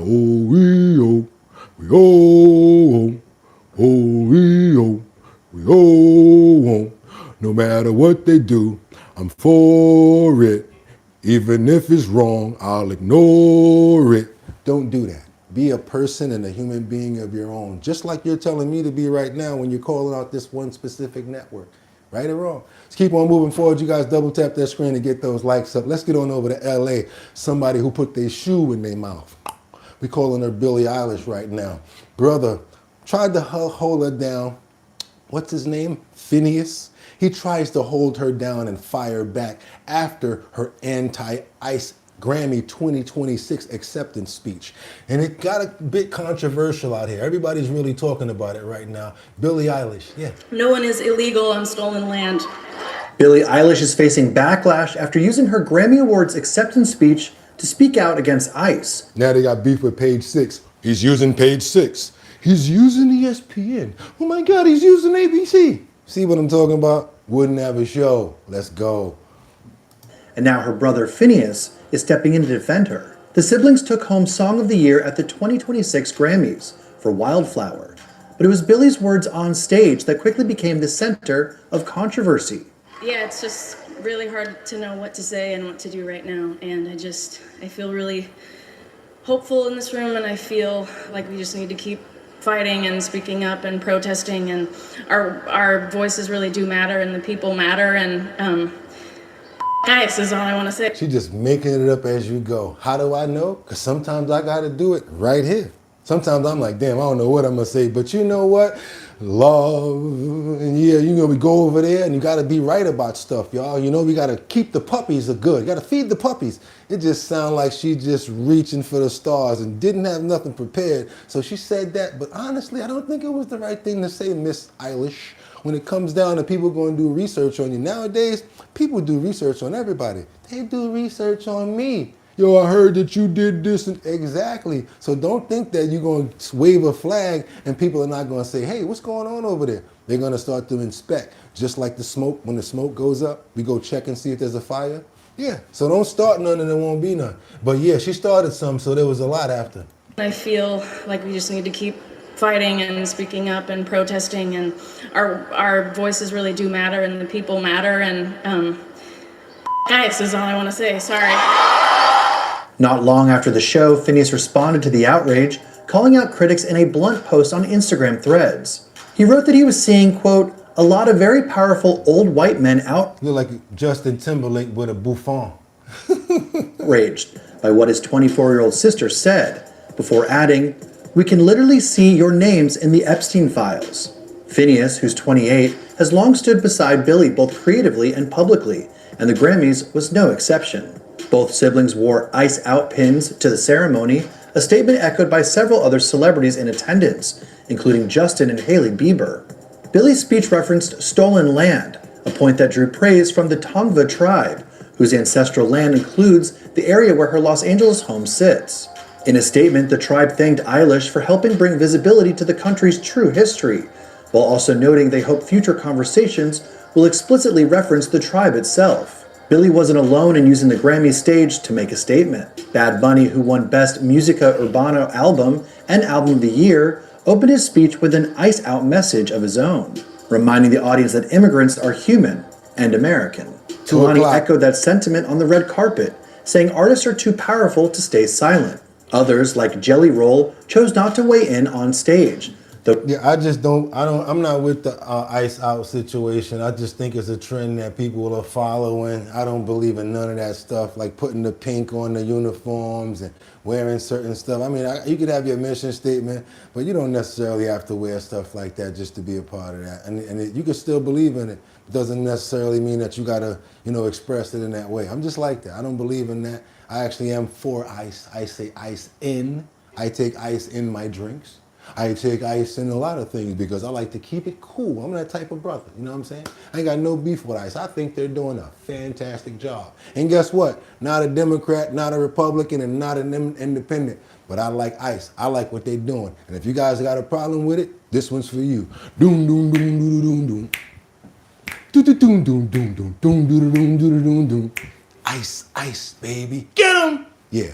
Sorry, but any illegal that's not supposed to be here, that's bringing in Fetty Wap, hurting our children, doing illegal things that's going to hurt the American people, I'm not for it. Sorry. Keep on moving forward, you guys, because we got a situation going over here with Bombshell, Los Angeles Times reporter, about Mayor Bass. She put out a report. They're trying to say something about her report. you know what, best way to get this story out is to let her talk about it. I don't really rock with Mayor Bass like that because I noticed that she's taking a real long time to get these fire situations approved. Federal government already moved on things, and I mean, how long can you have an air quality problem or certain things like that? Like, what's really going on here? And I'm really not, again, I'm not for putting the, what do they call it? The affordable housing in those areas. I'm just not for certain things. And yes, I am an African-American man. I'm just not for certain things. If you buy your way out the hood and all of a sudden they burn down, all of a sudden they want to put the hood where you paid for, that's not even, you work to get away from that. Hey, call me what you want. You guys call me what you want, but I'm just not with it. Mayor Karen Bass firing back at a bombshell report in the Los Angeles Times by Paul Pringle and Aline Chekmedian, in which sources accuse the mayor of directing the watering down of details in the Palisades Fire After Action report. Bass speaking out today. What would be the purpose of covering up a report that I ordered? It was completely fabricated. And by the way, who are the sources? With more, we're joined by LA Times investigative journalist Paul Pringle. Paul, good to have you with us. We'll get to the specifics of your reporting in a moment, but first, we want your reaction to the mayor who said your piece is misinformation. As you just heard there, quote, a total fabrication, and that she's disappointed in the LA Times. What say you? Explain yourself, Paul. Well, it's not a fabrication at all. Explain Our yourself. sourcing is solid. The story's true. All right, so let's talk about your findings, Paul. You've been covering the changes, or as the Fire Commission has said, refinements to this after action report since December. So what changes are we actually talking about? The main changes were the original report was very critical of the failure to pre-deploy more crews in the areas that were most in danger of this wind event. Okay. And in the final report, after the changes were made, instead of that being presented as a failure, the report said words to the effect that it exceeded the standards for pre-deployment, the department standard, above and beyond. And that just wasn't true. The mayor said, why would she order the report and then change it? She didn't change, she changed the findings. It was the findings that were changed after she expressed concern about the potential liability to the city. What sort of an impact do you think this after-action report changes could have on making sure something like this doesn't happen again? Well, the current chief said it would not happen again. He has said on the record that these changes seem to be intended to, again, deflect criticism from the department leadership, and that would never happen again. All right, you guys. Well, I got to get into that a little bit more, the findings, because it seems like they're just talking back and forth about preliminary stuff, and it's really not helping the people of LA get back to where they need to, and that's inside of their homes. Let's keep on moving forward to Miami. We got to follow up on that cruise ship story where the young teenage girl was found unalived under some clothes inside of the cabin. Really terrible, tragic situation right here, you guys, and kind of like what we all probably figured. It's the stepbrother that's now been charged in the teen's violent and senseless, the cruise ship loss of life. Let's get into that, you guys, real quick. Double tap that screen to get those likes up. This is a follow-up story for us. Exactly 3 months to the day since 18-year-old Anna Kepner was last seen alive on a Carnival cruise ship. And today we got perhaps the most significant update yet in this Titusville teen's homicide investigation. Good evening, I'm Greg Warmoth. I'm Martha Sigalski. Anna Kepner's stepbrother is facing charges in connection with her death.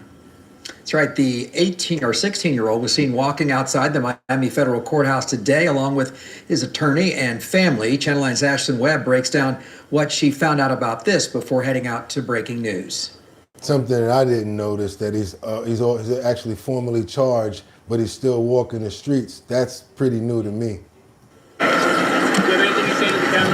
Anna Kepner's stepbrother walked outside the federal courthouse in Miami along with an attorney and family, his face covered and head down, as reporters ask him about Anna Kepner. Anything you want to clear up about what happened on that day? They knew he was. Exactly Yep, 3 Winter. months after the 18-year-old Titusville cheerleader's body was found on board the Carnival Horizon, under the bed in the cabin, wrapped in a blanket and covered with life jackets. The medical... And you're right about that. The person that said that's Winter right there, they knew that that boy was a danger to her, and they still put her in the room alone with him. They should be charged. Exactly, exactly. And I think from day one, it's always been questionable because that's who was in the room with her. But they just had to do this crazy investigation. I don't think it's fair the way that he's walking around like that either. I think he needs to be arrested, straight up and inside. Examiner ruled her death a homicide and said her cause of death was mechanical asphyxiation. U.S. District Court officials told us the filings in the stepbrother's case are sealed because he's charged as a juvenile. We spoke to WFTV legal analyst Bill Schaefer about the possibility of the filings being unsealed. I would imagine that the magistrate will continue sealing the proceedings. It will be up to the district court judge who's hearing this case as to whether he wants to unseal it and make it public or not. Anna's father, Chris Kepner, and his wife, Chantel, who's the stepbrother's mother, told ABC News, Anna was taken from us in a violent and senseless way, and our family has been permanently changed. The couple goes on to say, during the investigation, we were advised by the FBI to remain quiet. We can no longer remain silent. Our daughter's life matters, and we will continue to speak out to honor her, to seek accountability, and to ensure that her case is not forgotten. Ashlyn Webb, Channel 9. Yeah, I want to know what the condition of was that with that boy, with the brother. I want to know if he got any mental issues. Yeah, we need to know about that because we always talk about that over here at this show. I always advocate for get them out the damn house. And other people say, well, that's my family member. I feel sorry for them. Let them stay. Or they let them stay with an old lady or somebody that, and then something like that happened where the house is on fire. Yeah, Malcolm X great-grandmother, other people of very other statures. They always wind up hurting the people that give them somewhere to stay at or a family member. And they always it's always, because it's the one that's close to you that hurts you the most. You ever notice that? Double tap that screen, let's get those likes up because I got more to give you guys right now. Let's get into this. Josh Harley goes absolutely nuclear on the 23rd. CEO says he should be sued into oblivion. I know that there's a reason for me to put this up here. I must have saw this and thought it was something here. Let's see what's here. Thank you, Mr. Chair. Let's see what's here. Mr. Seal Savage, if I could just start with you. So how many customers do you have approximately?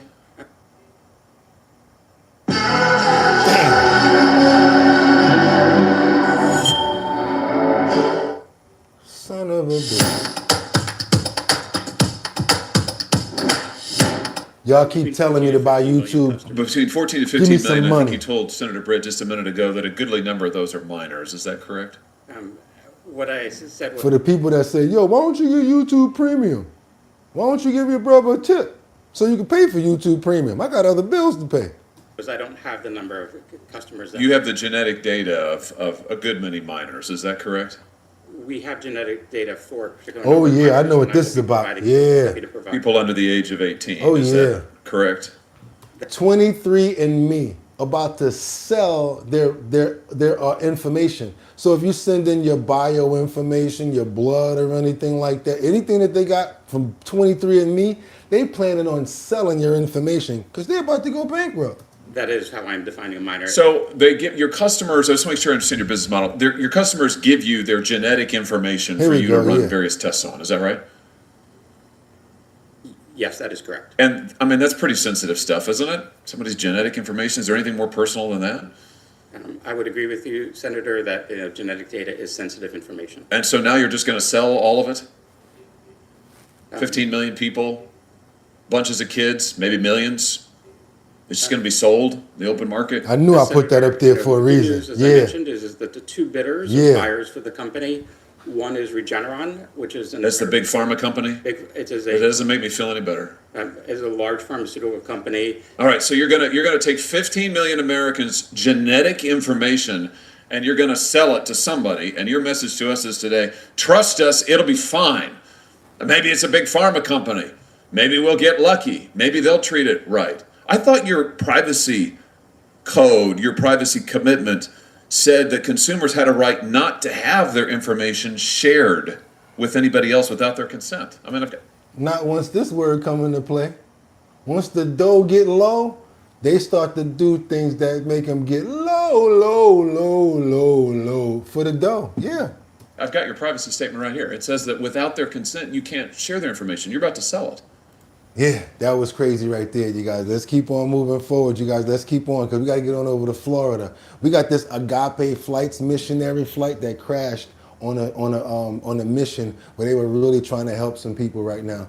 Check this situation out right here, you guys. It's sad because this is a Christian organization that went over to Haiti to save people, and the next thing you know, yeah, they wound up losing their lives trying to save people. I'm Mark Wilson. And I'm Allie Corey. Thanks for being with us. Well, a devastating loss for a Venice-based missionary group tonight. The CEO of Agape Flights confirms one of its planes crashed in Haiti, and there are no survivors. Let's bring in Fox 13's Kylie Jones. She's in our newsroom tonight with the latest developments on this tragedy. Kylie, this is such a blow to an organization that is just dedicated to helping others. Yeah, absolutely. Their focus has always been on others, Allie. Well, now it's kind of on themselves. They're asking for some prayers and thoughts. The Christian aid organization hasn't released the number of people who were on the plane, but they believe that everybody on board was killed, sadly. Then the CEO of Agape Flights, he shared a very emotional and tearful update this afternoon. A Venice-based humanitarian aid ministry is usually rushing to the aid of others. On Friday, Agape Flights asked its worldwide community for its prayers. One of its planes dropped off the radar Thursday afternoon in the mountains of Jeremy, Haiti. After an extensive search and rescue effort through the night and into Friday, the organization's CEO shared this devastating update. And what we share with you is profound sorrow. And it's that we do not believe that there were any survivors. In a video posted to Facebook, Agape's CEO Alan Spear said the plane was found in the mountains, with no information yet about what led up to its disappearance. According to flight trackers, it was last seen Friday afternoon near Lake Hay, Haiti. Spear said their hearts are broken. We grieve deeply for the families of the pilots who are now enduring an unimaginable loss. And we ask you, our family, to lift them up in prayer for strength when the weight feels unbearable. All right, so normally I'm just gonna let you guys know I don't wait when I hear that. I'm not like anybody else when they say, oh, pray for me. I do it right on the spot. So yes, I want to do that right now and make sure that we're praying for all of the families that have been affected by this tragedy. Also, I want to pray and make sure that we pray for the people who lost out and all of the benefits that these people would have been able to bring them throughout their lives, and just the love that these guys actually have for doing this. It's a really sad and tragic situation when somebody loses their life trying to help others, and I think that they're just true heroes for the attempt and for the people that they are. So yes, my heart goes out to everyone lost in this tragic event, and I just want to say amen. Amen, you guys. Tragic situation right there when people trying to go out there and help people that are hurting. Sucks. For comfort when there are no words, and for God's peace to surround them in every moment. The Christian nonprofit organization has spent years making the flight to Haiti. Despite navigating ongoing violence and turmoil, its team has chartered emergency supplies, medical equipment, and other essentials to families in Haiti, Dominican Republic, Cuba, and the Bahamas. Even back on U.S. soil, Agape Flights has put boots on the ground to help after disasters like Hurricane Ian. This tragic crash leaves the ministry leaning into its faith. We also ask for prayer over the entire Agape Flights family as we walk through this together. I also think that since we know what they're about and the type of people that they are, if it's $2 and you can find their website and donate, I think that'd be beautiful. Even if it's $2, it's 1,000 people makes $2,000. You get where I'm going with this? And don't look at the next man. Look at yourself. Agape Flights, their donation, their company, $2. We ask for your understanding, your grace, and your continued prayers. I say that because of the mission and the reason, and because of what they do. And it's great to really find out what people are really about out there, and to really find out that this is a good mission and a good place to actually invest our monetary, because look at what happened. That's when you get behind people. Sometimes it takes that for us to know what's going on. I want to pray for them again and pray for everybody that was on that flight and make sure that they know that God has them in his hands. And I pray that this never happens again. Amen. Keep on moving forward right now. We got to get into some rice. Yes, I ain't say ice, baby. I said rice. Something I gotta tell you guys, as of now, I don't think I'll be eating any more of. Even though I love rice, it's just something that we should not be eating, and I did not even know that. And I guess I'm late to the game. Get into it, you guys, right now. U.S. rice brands that you must avoid. And some of these are for different reasons, but none of them are for child labor. None of them are for any illegal activities. The majority of them are for what is in the ingredients in this rice. There's arsenic, there's things that can cause cancer, and things that can cause many other different situations with the human body. Let's break it down real quick. Let's go. Here we go. U.S. rice brands that you must avoid. There's Trader Joe's. Even though it's a big company and you feel like, hey, everything at Trader Joe's is more expensive, is better. No, I'm gonna let you see why. Then we've got another company called Whole Foods 365 brand. That is Whole Foods 365 brand. You think that one is a good one too, I guess. We got Amazon's Happy Belly Rice. I said Amazon's Happy Belly Rice. Great value, you already know. No great value, don't even do it when it comes down to the rice. We've got another one here called Mahatma. It's brown rice. And you think that one's good with you? To make it brown, they put lead in it. Keep on moving forward. We've got Uncle Ben's original rice. Don't know, but there are high levels of arsenic inside of Ben's. It's not Uncle Ben's anymore. They changed it due to certain discrimination situations. We've got Dixie Lilies. Dixie Lilies. We've got any generic brands that are unbranded rice that are mostly bought in bulk. So when you see the big bags of rice and they're bringing them into the Chinese restaurants and stuff like that, just let me put it like this. There's no amount of rinsing that we can do. Let's get into it, you guys. I'm gonna give you as much as I can off of this clip, but I want you to see what's going on with this U.S. rice brands. Think that bag of rice sitting in your pantry is safe? Think again. A shocking 2025 investigation tested 145 rice products from stores across America. The results? Every single sample contained arsenic. 1 in 4 exceeded the FDA's safety limit for infant food. And it gets worse. Cadmium was found in all but 1 sample. Lead and mercury were detected in more than a third. These aren't trace amounts we're talking about. These are toxic heavy metals that accumulate in your body over decades. The health effects are devastating. We're talking about cancer, IQ loss in children, brain damage during pregnancy, and the FDA has set no limits whatsoever for arsenic in regular rice. Today I'm counting down the 8 rice brands you need to avoid immediately. I'll show you exactly which products tested highest for contamination, and which companies are facing class action lawsuits. And at the end, I'll reveal which rice types are actually safer, plus simple cooking tricks that can 8 U.S. rice brands you must avoid, the hidden menu. 8 U.S. rice brands you must avoid, the hidden menu. It's called The Hidden Menu. That's the channel. And the title of this show is 8 U.S. rice brands that you must avoid. reduce arsenic by 60%. If you eat rice regularly or feed it to children, this might be the most important video you watch this year. Let's get into it. Number 8, Trader Joe's rice. Starting our countdown at number 8 is Trader Joe's. Yes, the beloved grocery chain that markets itself as a healthier alternative to traditional supermarkets. Their rice products were included in the 2025 Healthy Babies Bright Futures investigation that tested 145 rice samples from 105 different brands across America. Here's the uncomfortable truth. Trader Joe's rice products are no safer than any other brand. The researchers found that brand name means nothing when it comes to arsenic contamination.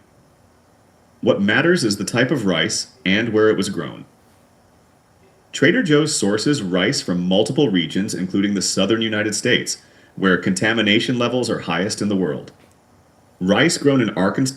Hello. Do you want to play with me? Yes. Sure. You want me to help you with your groceries? Arkansas, Texas, Louisiana, and Mississippi contains nearly double the arsenic of rice from California or Asia. Why? Because those southern states used to grow cotton. For decades, farmers dumped 30,000 tons of arsenic-based pesticides onto those fields to control the boll weevil. That arsenic never left the soil. Now rice paddies sit on those same contaminated fields, soaking up poison that was applied over a century ago. The tragedy is that Trader Joe's customers think they're making healthier choices. They trust the brand. They pay premium prices.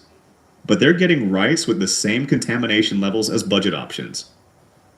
Trader Joe's does not publicly disclose arsenic testing results for their rice products.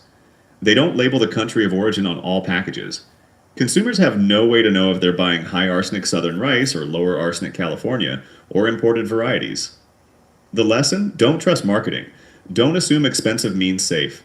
Always check where your rice actually comes from. Number 7. Whole Foods. 365. Brand. At number 7, we have Whole Foods. 365. Everyday value. Rice. And this one is particularly disturbing. Whole Foods built an empire on the promise of healthier, more natural food. Their 365 house brand is positioned as an affordable organic option for health-conscious shoppers. But when Consumer Reports tested rice brands, their 365 everyday value long grain, brown rice scored the worst of all brands tested. Let me repeat that. The grocery store famous for health food had the highest arsenic levels of any brand in the study. Talking about arsenic here in rice.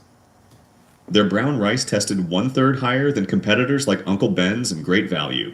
And they cheap rice, so you're paying more for worse rice than the cheap rice. But you think it's good because it's their Whole Foods on it. It exceeded the national average for arsenic contamination. The 2025 Healthy Babies Bright Futures report confirmed that 365 Whole Foods market rice products continue to contain concerning levels of heavy metals. The problem with the rice is they use it for rice cereal for babies. Remember, right? Rice cereal.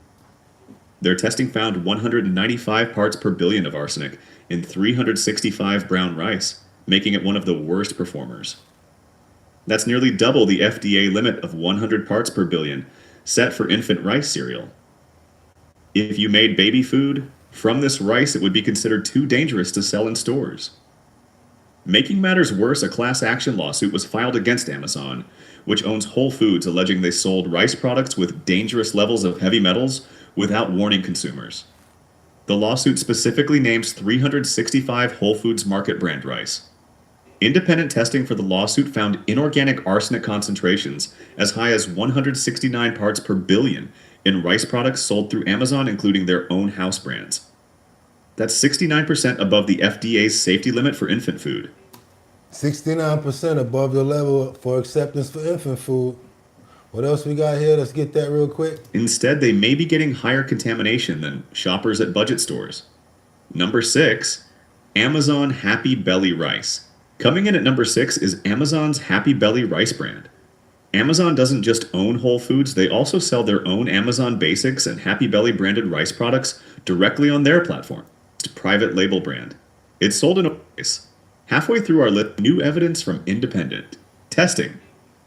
Number 5, Walmart Great Value Rice. Halfway through our list at number 5 is Walmart's Great Value brand. Great Value is America's largest private label brand. It's sold in over 4,700 Walmart stores across the country. Millions of families rely on it for affordable groceries, including rice. Access to testing facilities and sourcing options around the world. Yet their flagship products test among the most contaminated available. Number 3, store brand cinnamon rice mixes. At number 3, we have store brand rice mixes, particularly those containing cinnamon. Wait, cinnamon? Yes, this entry is about a contamination crisis that extends far beyond just rice itself. In October 2023, Spices. the FDA investigated Wanabana fruit puree pouches containing cinnamon after children in North Carolina developed elevated blood lead levels. What they discovered was horrifying. The cinnamon in these products contained lead at 2,270 to 5,110 parts per million.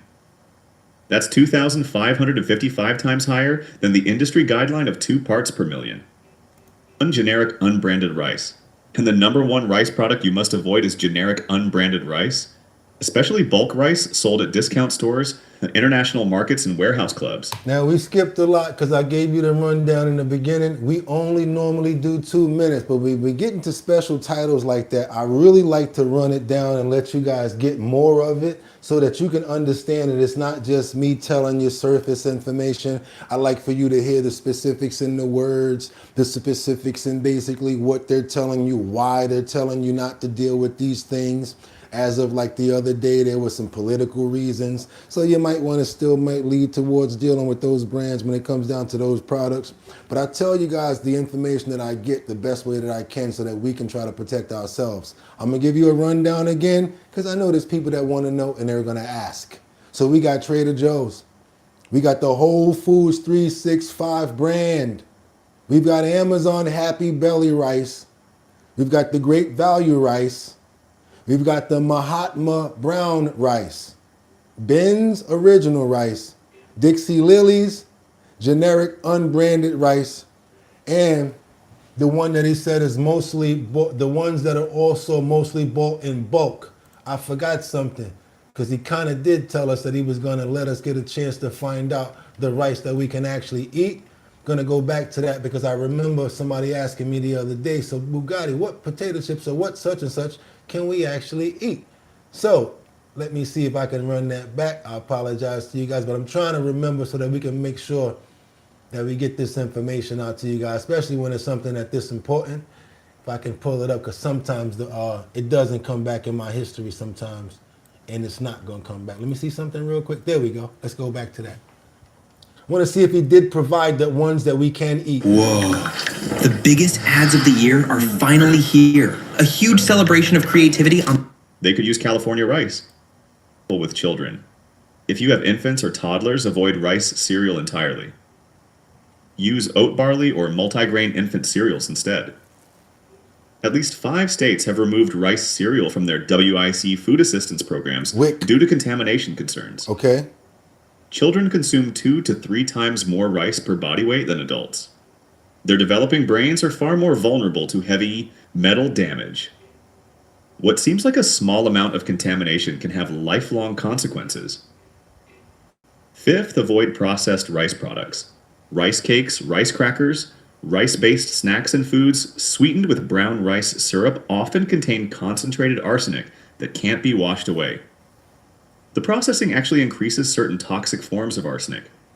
Instant rice and ready-to-heat rice products may carry additional risks. High heat processing can create DMMT, a form of arsenic that may be 3 times more toxic than standard inorganic arsenic. But the science is clear. Arsenic causes cancer. It damages developing brains. It contributes to heart disease and diabetes. And there is no safe level of exposure. The FDA has set a limit of 100 parts per billion for infant rice cereal, but has set no limit whatsoever for the rice that families eat every day. More than 1 in 4 rice products on store shelves exceed that infant food limit right now. All right, you guys, we got enough on that. I gave you as much as I could. You go back and watch the video. I gave you guys a lot. Let's keep on moving forward. I try to get in front of the questions before you ask them. We got a viral moment right here between a USP worker, a UPS worker, and a driver about his book. And guess what? This little interaction boosted the sale of this guy's book. Let's keep on moving forward, you guys. Double tap that screen and get those likes up. Hope you're appreciating the content that we're getting right now. Let's go. Matter of fact, no, we're going to do that one next. All right, let's get this viral situation going with this author who wrote a book.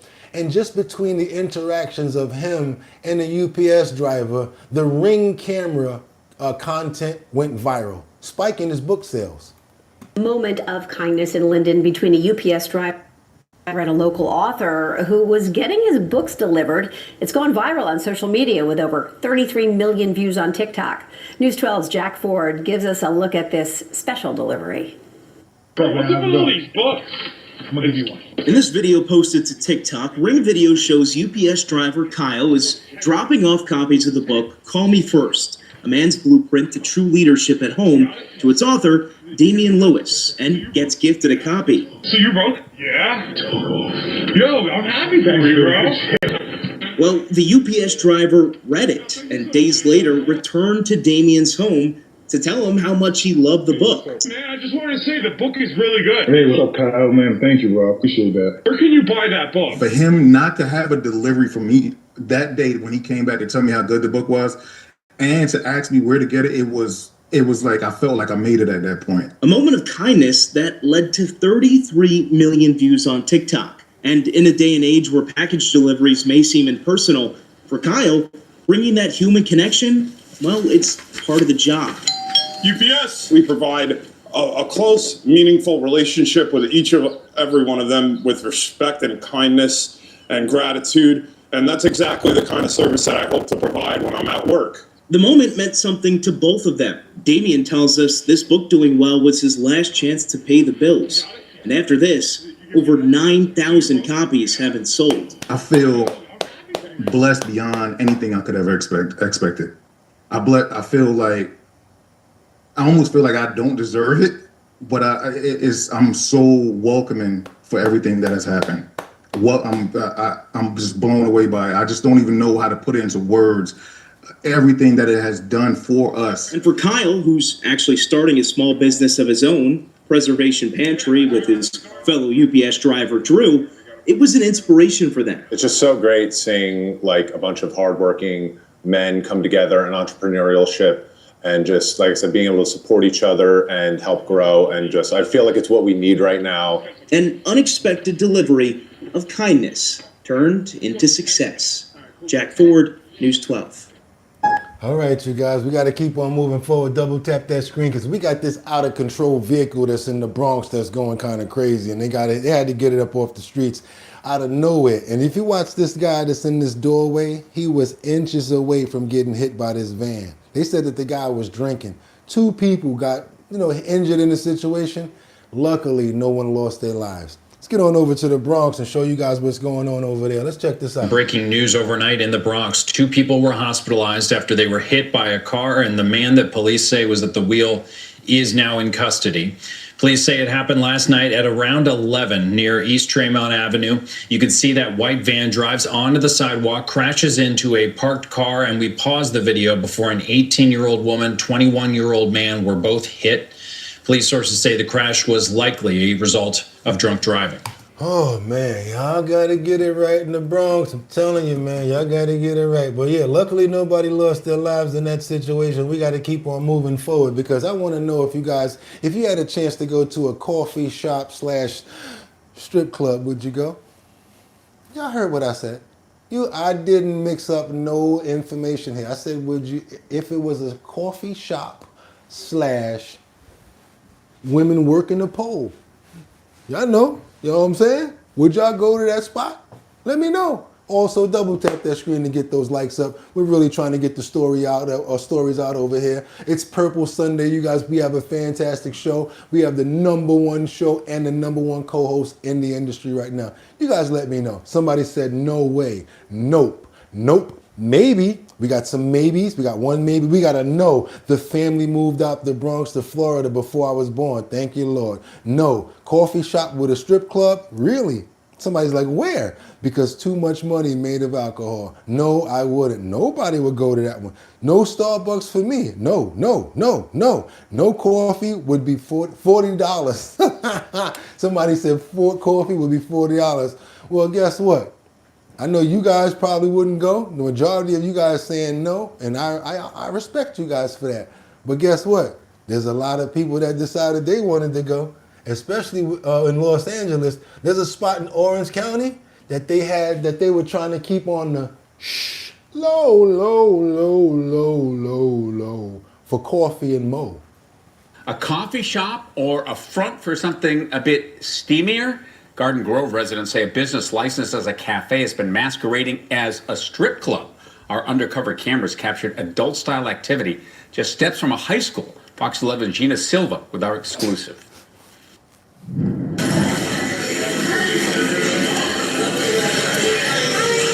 Inside DD Cafe in Garden Grove, the women are serving so much more than just coffee. How are you? Our Fox 11 undercover investigative team captured women wearing little to no clothing, giving lap dances to paying customers. And y'all talking about $40. I'm sorry, y'all don't know, it's inflation. They want $80 up in here. You know what I'm saying? Somebody said $40. They want 80. So the prices went up for all of you $40 lovers. And offering private sessions for an additional fee. How do you hear 80 for what? 80 for news. The place doesn't serve alcohol, but for a small fee, customers can bring their own. No bar? You can bring in your own alcohol. They'll charge $30 for a bar. City records show Didi Cafe is licensed only as a coffee shop. Yet on their social media account, they've never hidden what they're really selling. It's not even a coffee shop, it's a strip club. It's a strip club with no rules, all kinds of things going on there. Mitchell Mora, a Garden Grove resident and independent producer, says what's troubling to him is how close Didi... Wait a minute, where's this at? How dare them do something like this? If you guys know anything about this location or the address, I need you guys to go ahead and put that in the comment section so that we can know where this is going on at, so that we can know where to avoid and not go to. Y'all hear what I'm saying right now? Let's go. Cafe is to La Quinta High School, within walking distance of the campus. Under the Garden Grove Municipal Code, adult entertainment businesses are prohibited within 1,000 feet of any school facility. The coffee shop's been around for a long time, and there's nothing wrong, in my opinion, about these coffee shops in Little Saigon, in the Garden Grove area. But when you're doing it right next door to a high school with there's children involved, that changes the perspective, in my opinion. When we went to speak with the owner, this woman told us she was in charge and the owner was not available. Can you answer what type of business this is? There's no harm. You guys can't be here. So who comes in here for $20 coffee? Lily Frey, a Garden Grove resident, says Didi Cafe and so many like it are an open secret in the city. All right, you guys, it's called DD Cafe, and they probably got it shut down by now, but if not, I know that there's somebody that knows about it that's probably going to go ahead and put the address in the comments so that you guys can know where to avoid. Do not go to DD Cafe. You guys hear me? Don't try to find an Instagram page or nothing like that. Leave it alone. Stop it. Just be good. Let's pray on it. That's right. Let's be good. I'm going to try to be nice on this one. Let's go. Let's keep on going for it, because guess what? I ain't talking about nobody else but Mr. Mike Tyson. Mr. Mike Tyson. That's right. Mr. Mike Tyson. That's the one right now that's got picked up for what? Make America healthy again. You guys want to see something right now? If you want to believe in anybody besides myself that tells you you need to eat fruit, vegetables, and get rid of all of that processed crap that you've been eating, I'm going to tell you now. All you got to do is act like you're eating something else. But let's hear it from Mr. Iron Mike Tyson, who is now representing for Make America Healthy Again.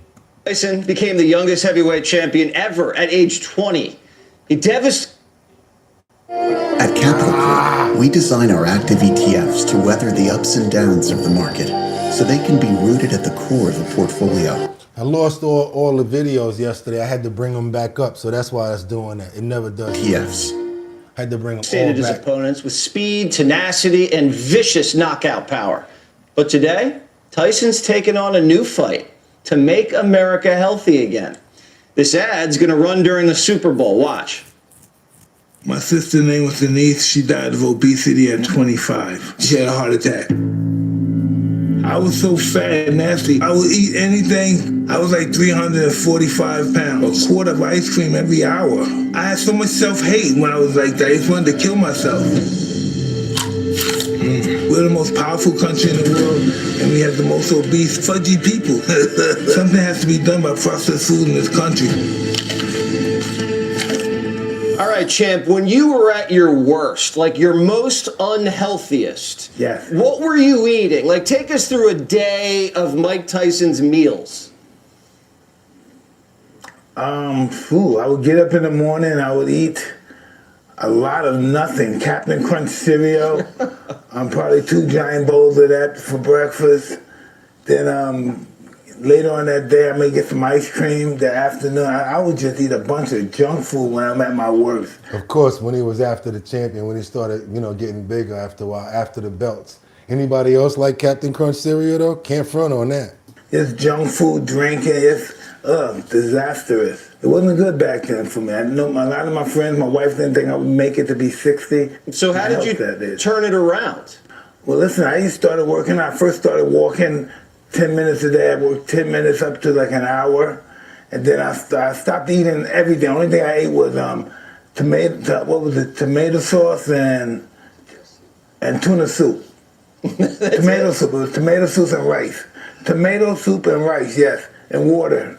And so you got your mind right, you got your body in great shape. Why is that so important? A lot of people don't understand the connection. Hey, listen, we only got one body, right? And we have one chance to really indulge in it. So I wanted to be in best shape as possible. I want to die in shape. I want to go to my funeral and people say, wow, he looked good, he looked ripped. I don't know if you ever did this in the 80s. You don't remember going to a show or a concert and you say, oh man, I say something like the Nina Baker concert's going to go on. I'm going to be ripped at that concert. I got to get my suit on, I'm going to work out, I'm going to get strong. I was always conscious about my appearance. My manager, my trainer, custom model, my mentor, he always made me conscious of my appearance. You have a great relationship with President Trump. You guys have known each other since the 80s. You've been at Bedminster, you're just at Mar-a-Lago. How is the president doing? He looks beautiful, happy, functional. He's enjoying the people. I can't even explain his mood. He's just, we never seen any president like this before. And your boy gonna call it out. I'm calling it out right now. I'm calling it out right now. Nobody else gonna call it out. See what they tried to do with that Obama and Michelle situation with Trump. Hey, Mike, I need a favor here. This is Donnie. I need a favor here. These guys think that I don't like black people. How about you head up Maha? No problem, Trev, I got you. Hey, but you know what? He actually's got some real important black friends after all. How about that? Gotta call it as I see it, you guys. That's what basically probably happened. And we had to get in front of this PR situation. He didn't apologize. Kind of did it a different way, huh? I don't know if anybody agrees with me, but kind of seems like it happened around the same time. Let's keep on moving. And it's not a bad thing. No, not a bad thing at all. Let's keep on moving forward. Yeah, not in your lifetime, nor in mine. That's for sure. That's definitely for sure. When you guys used to hang out back in the day, any funny stories you want to tell us? Now, this is what I'm trying to get to. I don't think that it's a bad situation because they're really friends. They really are friends. It's not like he's not really Mike's friend. Some people might not like that, actually, that he actually really does have some black friends and he really did do some things for a lot of black people. There's clips all over the internet trying to show this. Talking about Trump, sorry to say it, on that accord too. Nah, he was just a businessman and he ran his business right. And that was just a great idea when he decided to have me fight in Atlantic City. Because I never thought that Atlantic City would ever be. I just didn't like Atlantic City back there. I just wasn't an Atlantic City person. And he made me an Atlantic City person. I even moved there at one time. I lived there for a few years. And you made a lot of money in Atlantic City. And he did too. Yeah, I'm very grateful for that. I'm really grateful for that. But listen, my whole experience with President Trump is that he's just a genuine, real person. If he got your back, he's with you 100%. Yeah, he's a loyal guy. That's my experience with him. That's my experience with him, yeah. That's why I'm for him 100% because he's never been nothing before me. All right, you guys, let's double tap that screen. Let's get those likes up. Somebody said, yeah, okay, Mike Tyson likes him. I get what you're trying to say. I get what you're trying to say. Let's keep on moving forward, you guys, because I know I got some heat for you coming up over here. Yeah, I love this one right here. I love stuff like this. Love the rescues. I love to see people happy. It just does something to me. When you get older or a certain age, before you probably have that grrr going on with you. But when you get to a certain age when you can just find so much peace and happiness and seeing other people do good and proper and good things happening and it make you feel good inside, man, I wish you guys could feel the way that I feel sometimes. It's such a beautiful time to be alive, I gotta tell you. And I want to just thank you guys for being here. Let's keep on moving forward because we got 3 people that were rescued by the NYPD. How? In a helicopter. They fell inside the river in Queens. They thought it was frozen, but guess what? It wasn't. Seeing new video of first responders in action in Queens when a Introducing Scour One, the razor that feels like an extension of your hand.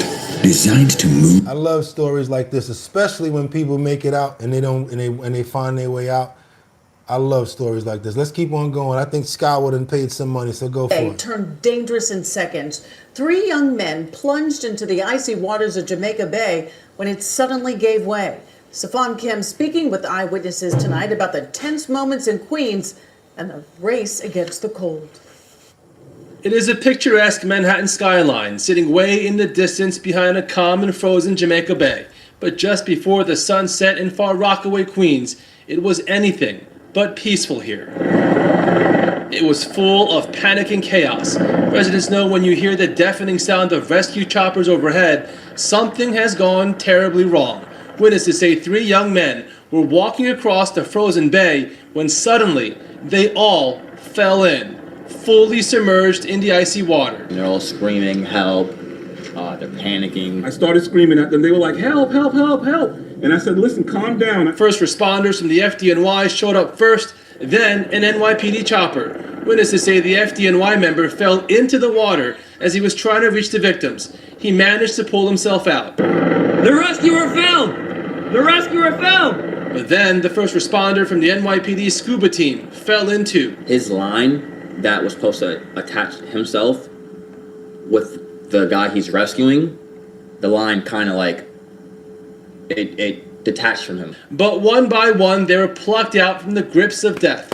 Video released by the NYPD's aviation unit shows the methodical rescue and the race against time. The third victim had stopped moving. He had been in the water for nearly 40 minutes. It was one in particular because I was zooming in with my phone, and he looked like he was struggling more than the other ones. Witnesses say they started on land by those houses over there, and they made it all the way to about there, the length of a football field. All 3 22-year-old men were rushed to local hospitals, but neighbors say this wasn't the first time they walked out onto the ice. They'd done it several times over the past few weeks, apparently just for fun. All the neighbors tell them to stop. They don't listen. They don't listen to nobody. Every day I drive by, I live around the corner, I see them doing it, and I pull over and I say, look, that's not a good idea, you shouldn't do that. In Far Rockaway, Safan Kim, Channel 7, Eyewitness News. Talk about learning the hard way, and then now you got a whole bunch of people out there that got to be involved in it. I don't know what you guys think, but their parents might need to get a misdemeanor for that. Yeah, luckily they got saved, but the parents might need to get in trouble for it because they're not watching what their kids is doing. Exactly. Let's keep on moving forward. Double tap that screen. We want to pray and we want to say thank the Lord for saving these gentlemen, these young kids, and hopefully they'll get over it. Once they got that nice, cool chill, they'll stop thinking about going over that river. I bet you that. Let's keep on moving forward. Amen, you guys. Let's go. We got to get on over to the pediatric heroes. There's a lot of children that go through a lot of different sufferings when it comes down to different ailments that they may have. They may have to go through cancer surgeries. They may have to go through a lot of things. A lot of them don't get a chance to graduate the regular time that other kids do. A lot of them don't get to go to schools and things like that on the regular schedule. So what this one situation has created was the Pediatric Heroes. And it's also a co-op by Build-A-Bear, where they get together with these babies and these children and they give them a sense of community within their own little world. Let you guys see a fantastic story that I just found. And I always like to let you guys see stuff like this. Why? Because it's just something that we love to do. Let's keep on moving forward to the tiny superheroes. Rankin Jordan Pediatric. Hand off your taxes to an expert in your neighborhood. Now, your TurboTax expert can file for you. Get it over with. It won't be like this tomorrow, you guys. It's just that the power went out. Have a local TurboTax expert file for you. And they all came back in. My power went out yesterday. They all came back in. I had to reset them and it just came crazy. It doesn't normally happen like this anyway. Won't happen like this anymore. Let's get on over to these tiny superheroes. Hospital welcome back some tiny superheroes, a St. Louis-based nonprofit that helps children reframe their medical challenges by discovering their own superpowers. Fox 2 meteorologist Haley Fitzpatrick has the story all new at 9. We're going to get started with the tiny superheroes. Through superhero capes, non-clinical missions, and playful storytelling, Tiny Superheroes helps kids see themselves not as patients, but as heroes. Tiny Superheroes is a nonprofit that helps kids who have a tough medical journey ahead of them feel like the superheroes that they are. So instead of focusing on things that they can't do or how fragile they are, we focus on how strong and brave they are as they go through their clinical missions, we call them. This year's activation included a special surprise Build-A-Bear Foundation, gifting each child a furry sidekick to offer comfort during quiet moments away from home. This is our first time ever being around other kids, ever being around this many people, period. And I just think it's great. This is a great welcoming for us with this being our second day. It made us feel special. Rankin Jordan is the only pediatric bridge hospital of its kind in Missouri, specializing in caring for children with complex medical needs as they transition from hospital to home. Its care beyond the bedside model puts play at the center of healing, encouraging movement, connection, and imagination as part of recovery. Kids who spend a long time in the hospital are sort of separated from childhood. This is part of our philosophy of giving kids their childhood back while they're still in the hospital. During the event, children were officially inducted into the Tiny Superheroes Super Squad, celebrated for their bravery and resilience. And the journey doesn't end here. Kids can continue earning cape patches for milestones like therapy sessions or challenging treatments and take part in free monthly missions after leaving the hospital. A lot of them, they don't get to be in school or they don't get to be a part of a sports team. So this way they know, I actually do belong. I belong to a superhero squad with 300,000 other superheroes like me. Reporting in Maryland Heights, I'm meteorologist Haley Fitzpatrick, Fox 2 News. That's something that's cute right there. I think that's something that's needed. You know, when it comes down to like what, the children's St. Jude and all of those places like that. Yeah, they have their organizations, but I think that that's pretty cool for the kids in that pediatric ward, also in St. Louis. What do you guys think? Let's double tap that screen to get those likes up. If you appreciate the show, it's Purple Sunday, y'all. We got to keep it moving. It ain't over. We got this couple that drove 16 hours just to adopt one of our little furry friends. That's right, you guys. You know how we do over here. Anytime we can help out, especially when it comes down to a pity, an XL pity at that. We're not talking about them stuck pities. We love you, but over here, we like pit bulls. The big ones, the ones that turn into the, what do they call them? They call them the land seals. Yeah, 16 hours they drove to go get this cute guy. Would you look at that face right there? Come on now.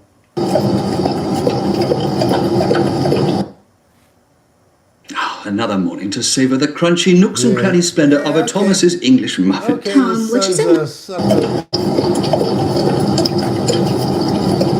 The story of Oso, the dog we drove 16 hours to trust.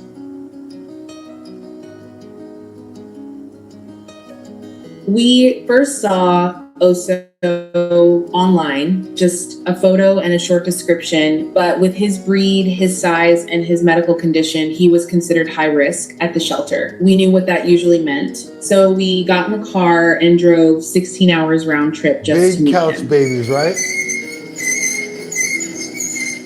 Big couch babies. He beautiful, right?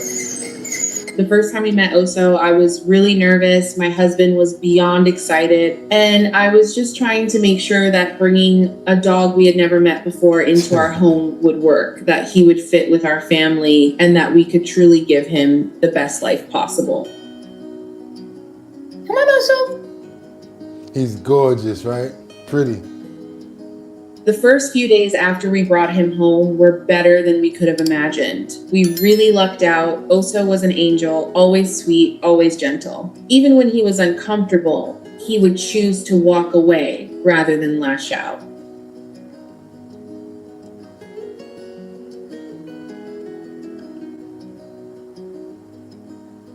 We don't know much about Oso's past, but his body told part of the story. He had severe skin allergies, serious issues with his eyelids that required 2 surgeries. His ears had been cropped very poorly. He was missing a lot of hair on his back and one of his legs. When we spoke with our vet, they believed someone may have burned him. Some of the fur on his legs still hasn't grown back, but overall, about 95% of it has returned. Just a few small patches remain.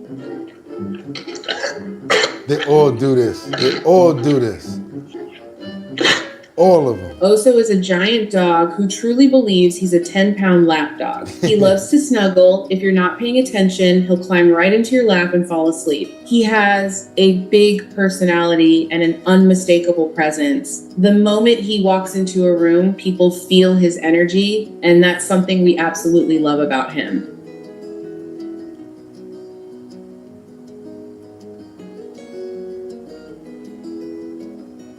Oso came into my life at a time when I needed him most. I had recently lost my previous dog, the one I raised from a puppy. He was my soul dog, and when he passed away, he left a massive hole in my heart. Having Oso in my life now, he's become such a huge part of it, helping me heal in ways I didn't expect.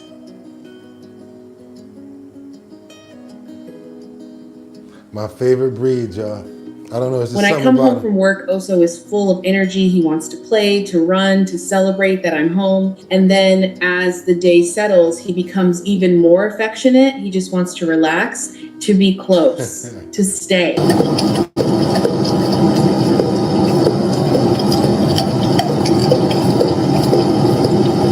that's a life saved and a family member that's going to always be loyal to you guys. If y'all looking for dogs, if y'all trying to get your own pet, I recommend that you please don't get a dog. Don't buy it. Don't go to the store. Don't even go to no kennel. Go to a rescue and get yourself a dog. Dog gonna be with you for the rest of your life, and he's gonna be so happy that you saved his life. You would not even understand the love that they'll get you. You want to have an idea of where you can go and pick up a dog, especially the pitties? One more. Let's go. You know I do it. I'm all for this. Let's go. This individual is someone that I personally saw on the train. I have video on my phone that I saw this man himself walking around. He created this backpack to promote the backpack. He goes to different shelters and walks dogs around in the backpack. Let's keep on moving, you guys. Double tap that screen. It's Purple Sunday. On the internet or on the way home in the New York City subway. Brian carries adoptable dogs around New York City to do meet and greets on the spot and help them find their forever homes. Here at the Dodo, we were super curious. How's his back doing after regularly carrying 60-pound pit bulls around the city? And why is he so devoted to this mission? So my fellow Dodo colleague Vanessa and I decided to ask all the questions that you've been dying to know the answers to. Have you ever had a dog pee down your back? Not once. I've been carrying Not that you know of. Started out at Best Friends Animal Society in Soho, where I met the adoptable dog of the day, Misty, who instantly melted into Brian's arms. And while she's missing an eye due to her past injury, she's still the happiest bundle of energy. This is Brian's 14th dog subway ride, and all prior 13 have led to adoptions. First stop, Central Park. Do you think it's offensive that dogs aren't allowed to walk on the subway floor? I wouldn't say I'm offended by it. It just kind of doesn't make sense. But I'm offended. Have you ever gone real backpacking, or do you only backpack when there's a dog inside your bag? only when there's a dog on my back. I'm not really an outdoorsy person. The outdoor sucks. Oh wow, she likes the microphone. All right. This is made by day, and I can tell you.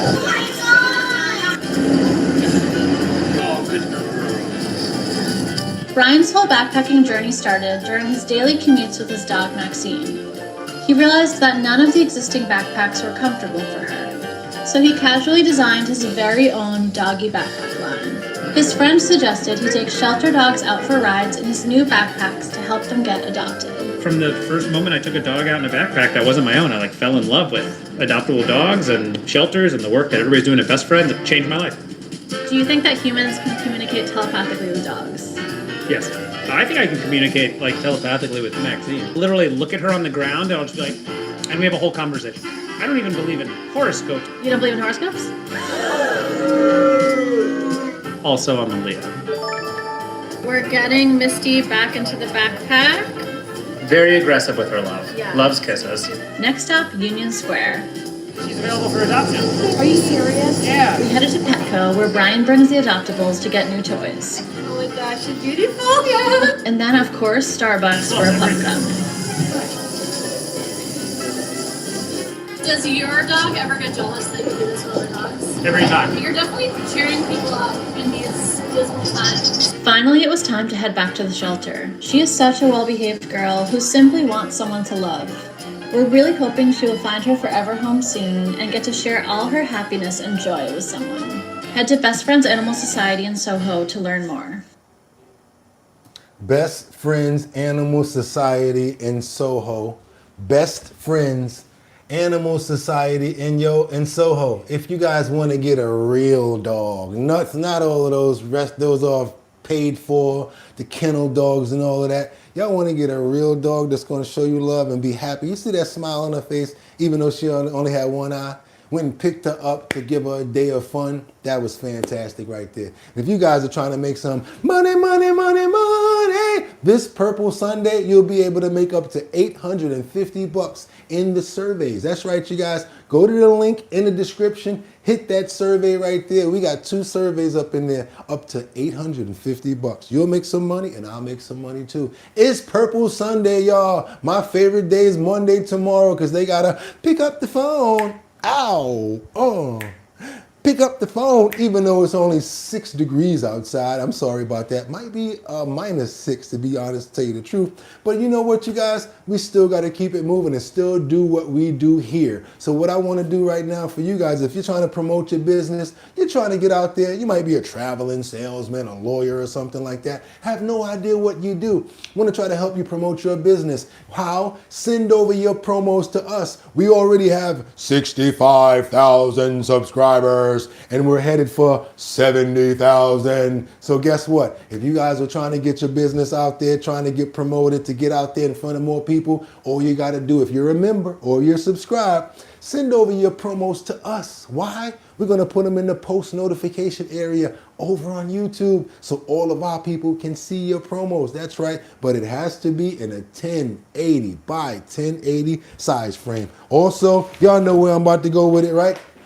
That's right. It's the Show Your Talent search, sponsored by Big Drip Hard Punch. That's the Show Your Talent search that we're going to be doing in Manhattan, Bronx, Brooklyn, Queens, and Staten Island. We started doing the previews last year, but now we're ramping it up in all of those boroughs. And plus, if you guys want to be a part of the talent show, guess what? You can actually chime in right here once we give you the location. And guess what? You could possibly win. Boom! $250 after we get all 5 boroughs done and we get one winner. The last person will be able to win $1,000. That's right, all 5 boroughs. We're going to pick a winner, and then we're going to do an exclusive against everybody to see who walks away with the grand prize. Want to be a part of the talent show? We are now building up the mailing list and trying to get people on. All you got to do is go to the website, www.drinkbigdrip.com, www.drinkbigdrip.com. Go to the first page, and what you're going to do on that first page is you're going to put your email address right in that email slot.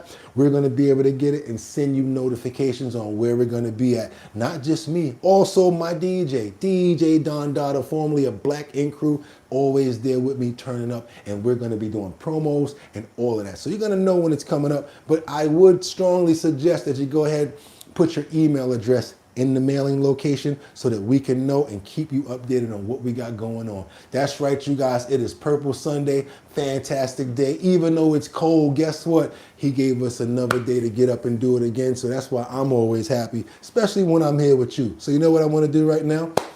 We got to get those last minute prayers in to make sure that we're good for the rest of the day as well, and our families, as well as our friends and our animals. We got to get those prayers up in the air right now. We want to pray for greatness. We want to pray for strength. We want to pray for peace as well as understanding amongst each other. So hopefully we can be able to debate to get ourselves to a point where we can over and surpass these parties as well. Want to make sure that we all can be human and respectful to each other. That's what it's all about. Doesn't matter what party we are. It matters that we're all of the human race, and I don't care about color when I talk about this. I love everybody. Don't care about what color you are, because everybody's considered my brother and sister here, and I really mean that from my heart. Just want to make sure that you guys understand that, and thank you guys for always coming. I want to make sure we're protected, and I got to make sure we're looking out for our people that are here. Want to look out for and pray for Batty Lynn, Rebecca Lanyan Bueno. Thank you so much for sending us the update on your health and that you're doing much better. Thank you for that email yesterday. I appreciate it, and I read it. Just so you know, we pray for you every single day over here, Rebecca. Audrey, Lisa, Shannon, Who else we got up in here? Liberty and Justice. How you doing? I hope you're doing good, Liberty. Jeffrey Spilker, how you doing, my brother? Making sure that you're good. Audrey, still Derek. I'm sorry. Jennifer. Also, yes, we all bleed. There you go. That's what I'm talking about. Zion's Choice, Jeffrey Spilker, Summer Campbell. And if we keep on thinking like that, we can get over all of this crap that we're dealing with. Mega Dub, everybody, Just James. That's why I love coming here with you guys. Audrey, Jennifer, who else we got up in here? Sarah. They call me Y3. All of you guys, Patrick, still Derek, every single person that's here. Miss Swanza, can't forget about you. Also, can't forget about Sam Champion. Don't want to forget about Tim Majan. Can't forget about all of the people that have been here since day one, like Kendra Walker. Amen, you guys. Kelly also, Liberty. They call me YF and Grace. And with that being said, you guys, y'all know what I want y'all to do right now because we control it. I always do this at least one day a week. I don't want you to put it inside the chat. Don't put it inside the chat. I want to just know that you're doing it. Follow me on this. At the count of 3, I want you to do what I do physically. 1, 2, 3. Smile. Smile. See that? It's Sunday. Been through a rough week. Let's let it all go. Smile. And you notice that? It's free and you can do it for nothing. And just to be happy, just smile for nothing. Somebody get on your nerves, trying to send you down one of those rabbit holes, getting on your nerves, just trying to send you crazy. You can just walk away. You can't leave it alone. And you can do that in a mental way. Don't got to always be confrontational. We can just pray and let them go on their merry way. That's what I wanted you guys to do, just to feel the love. Because guess what? You're in control of that. The same way you're in control of getting angry, you're also in control of making yourself happy. And that's all I care about for you guys. We might go through a lot of news, but at the end of the day, all that matters is that we keep it together and that we try to be human and respectful to each other. And with that being said, y'all could have went anywhere. But the fact of the matter that y'all came here to chill with me on Our Bottom Line this Purple Sunday, I appreciate you. So till tomorrow, 6 o'clock, same place. Let's go. What I'm going to say?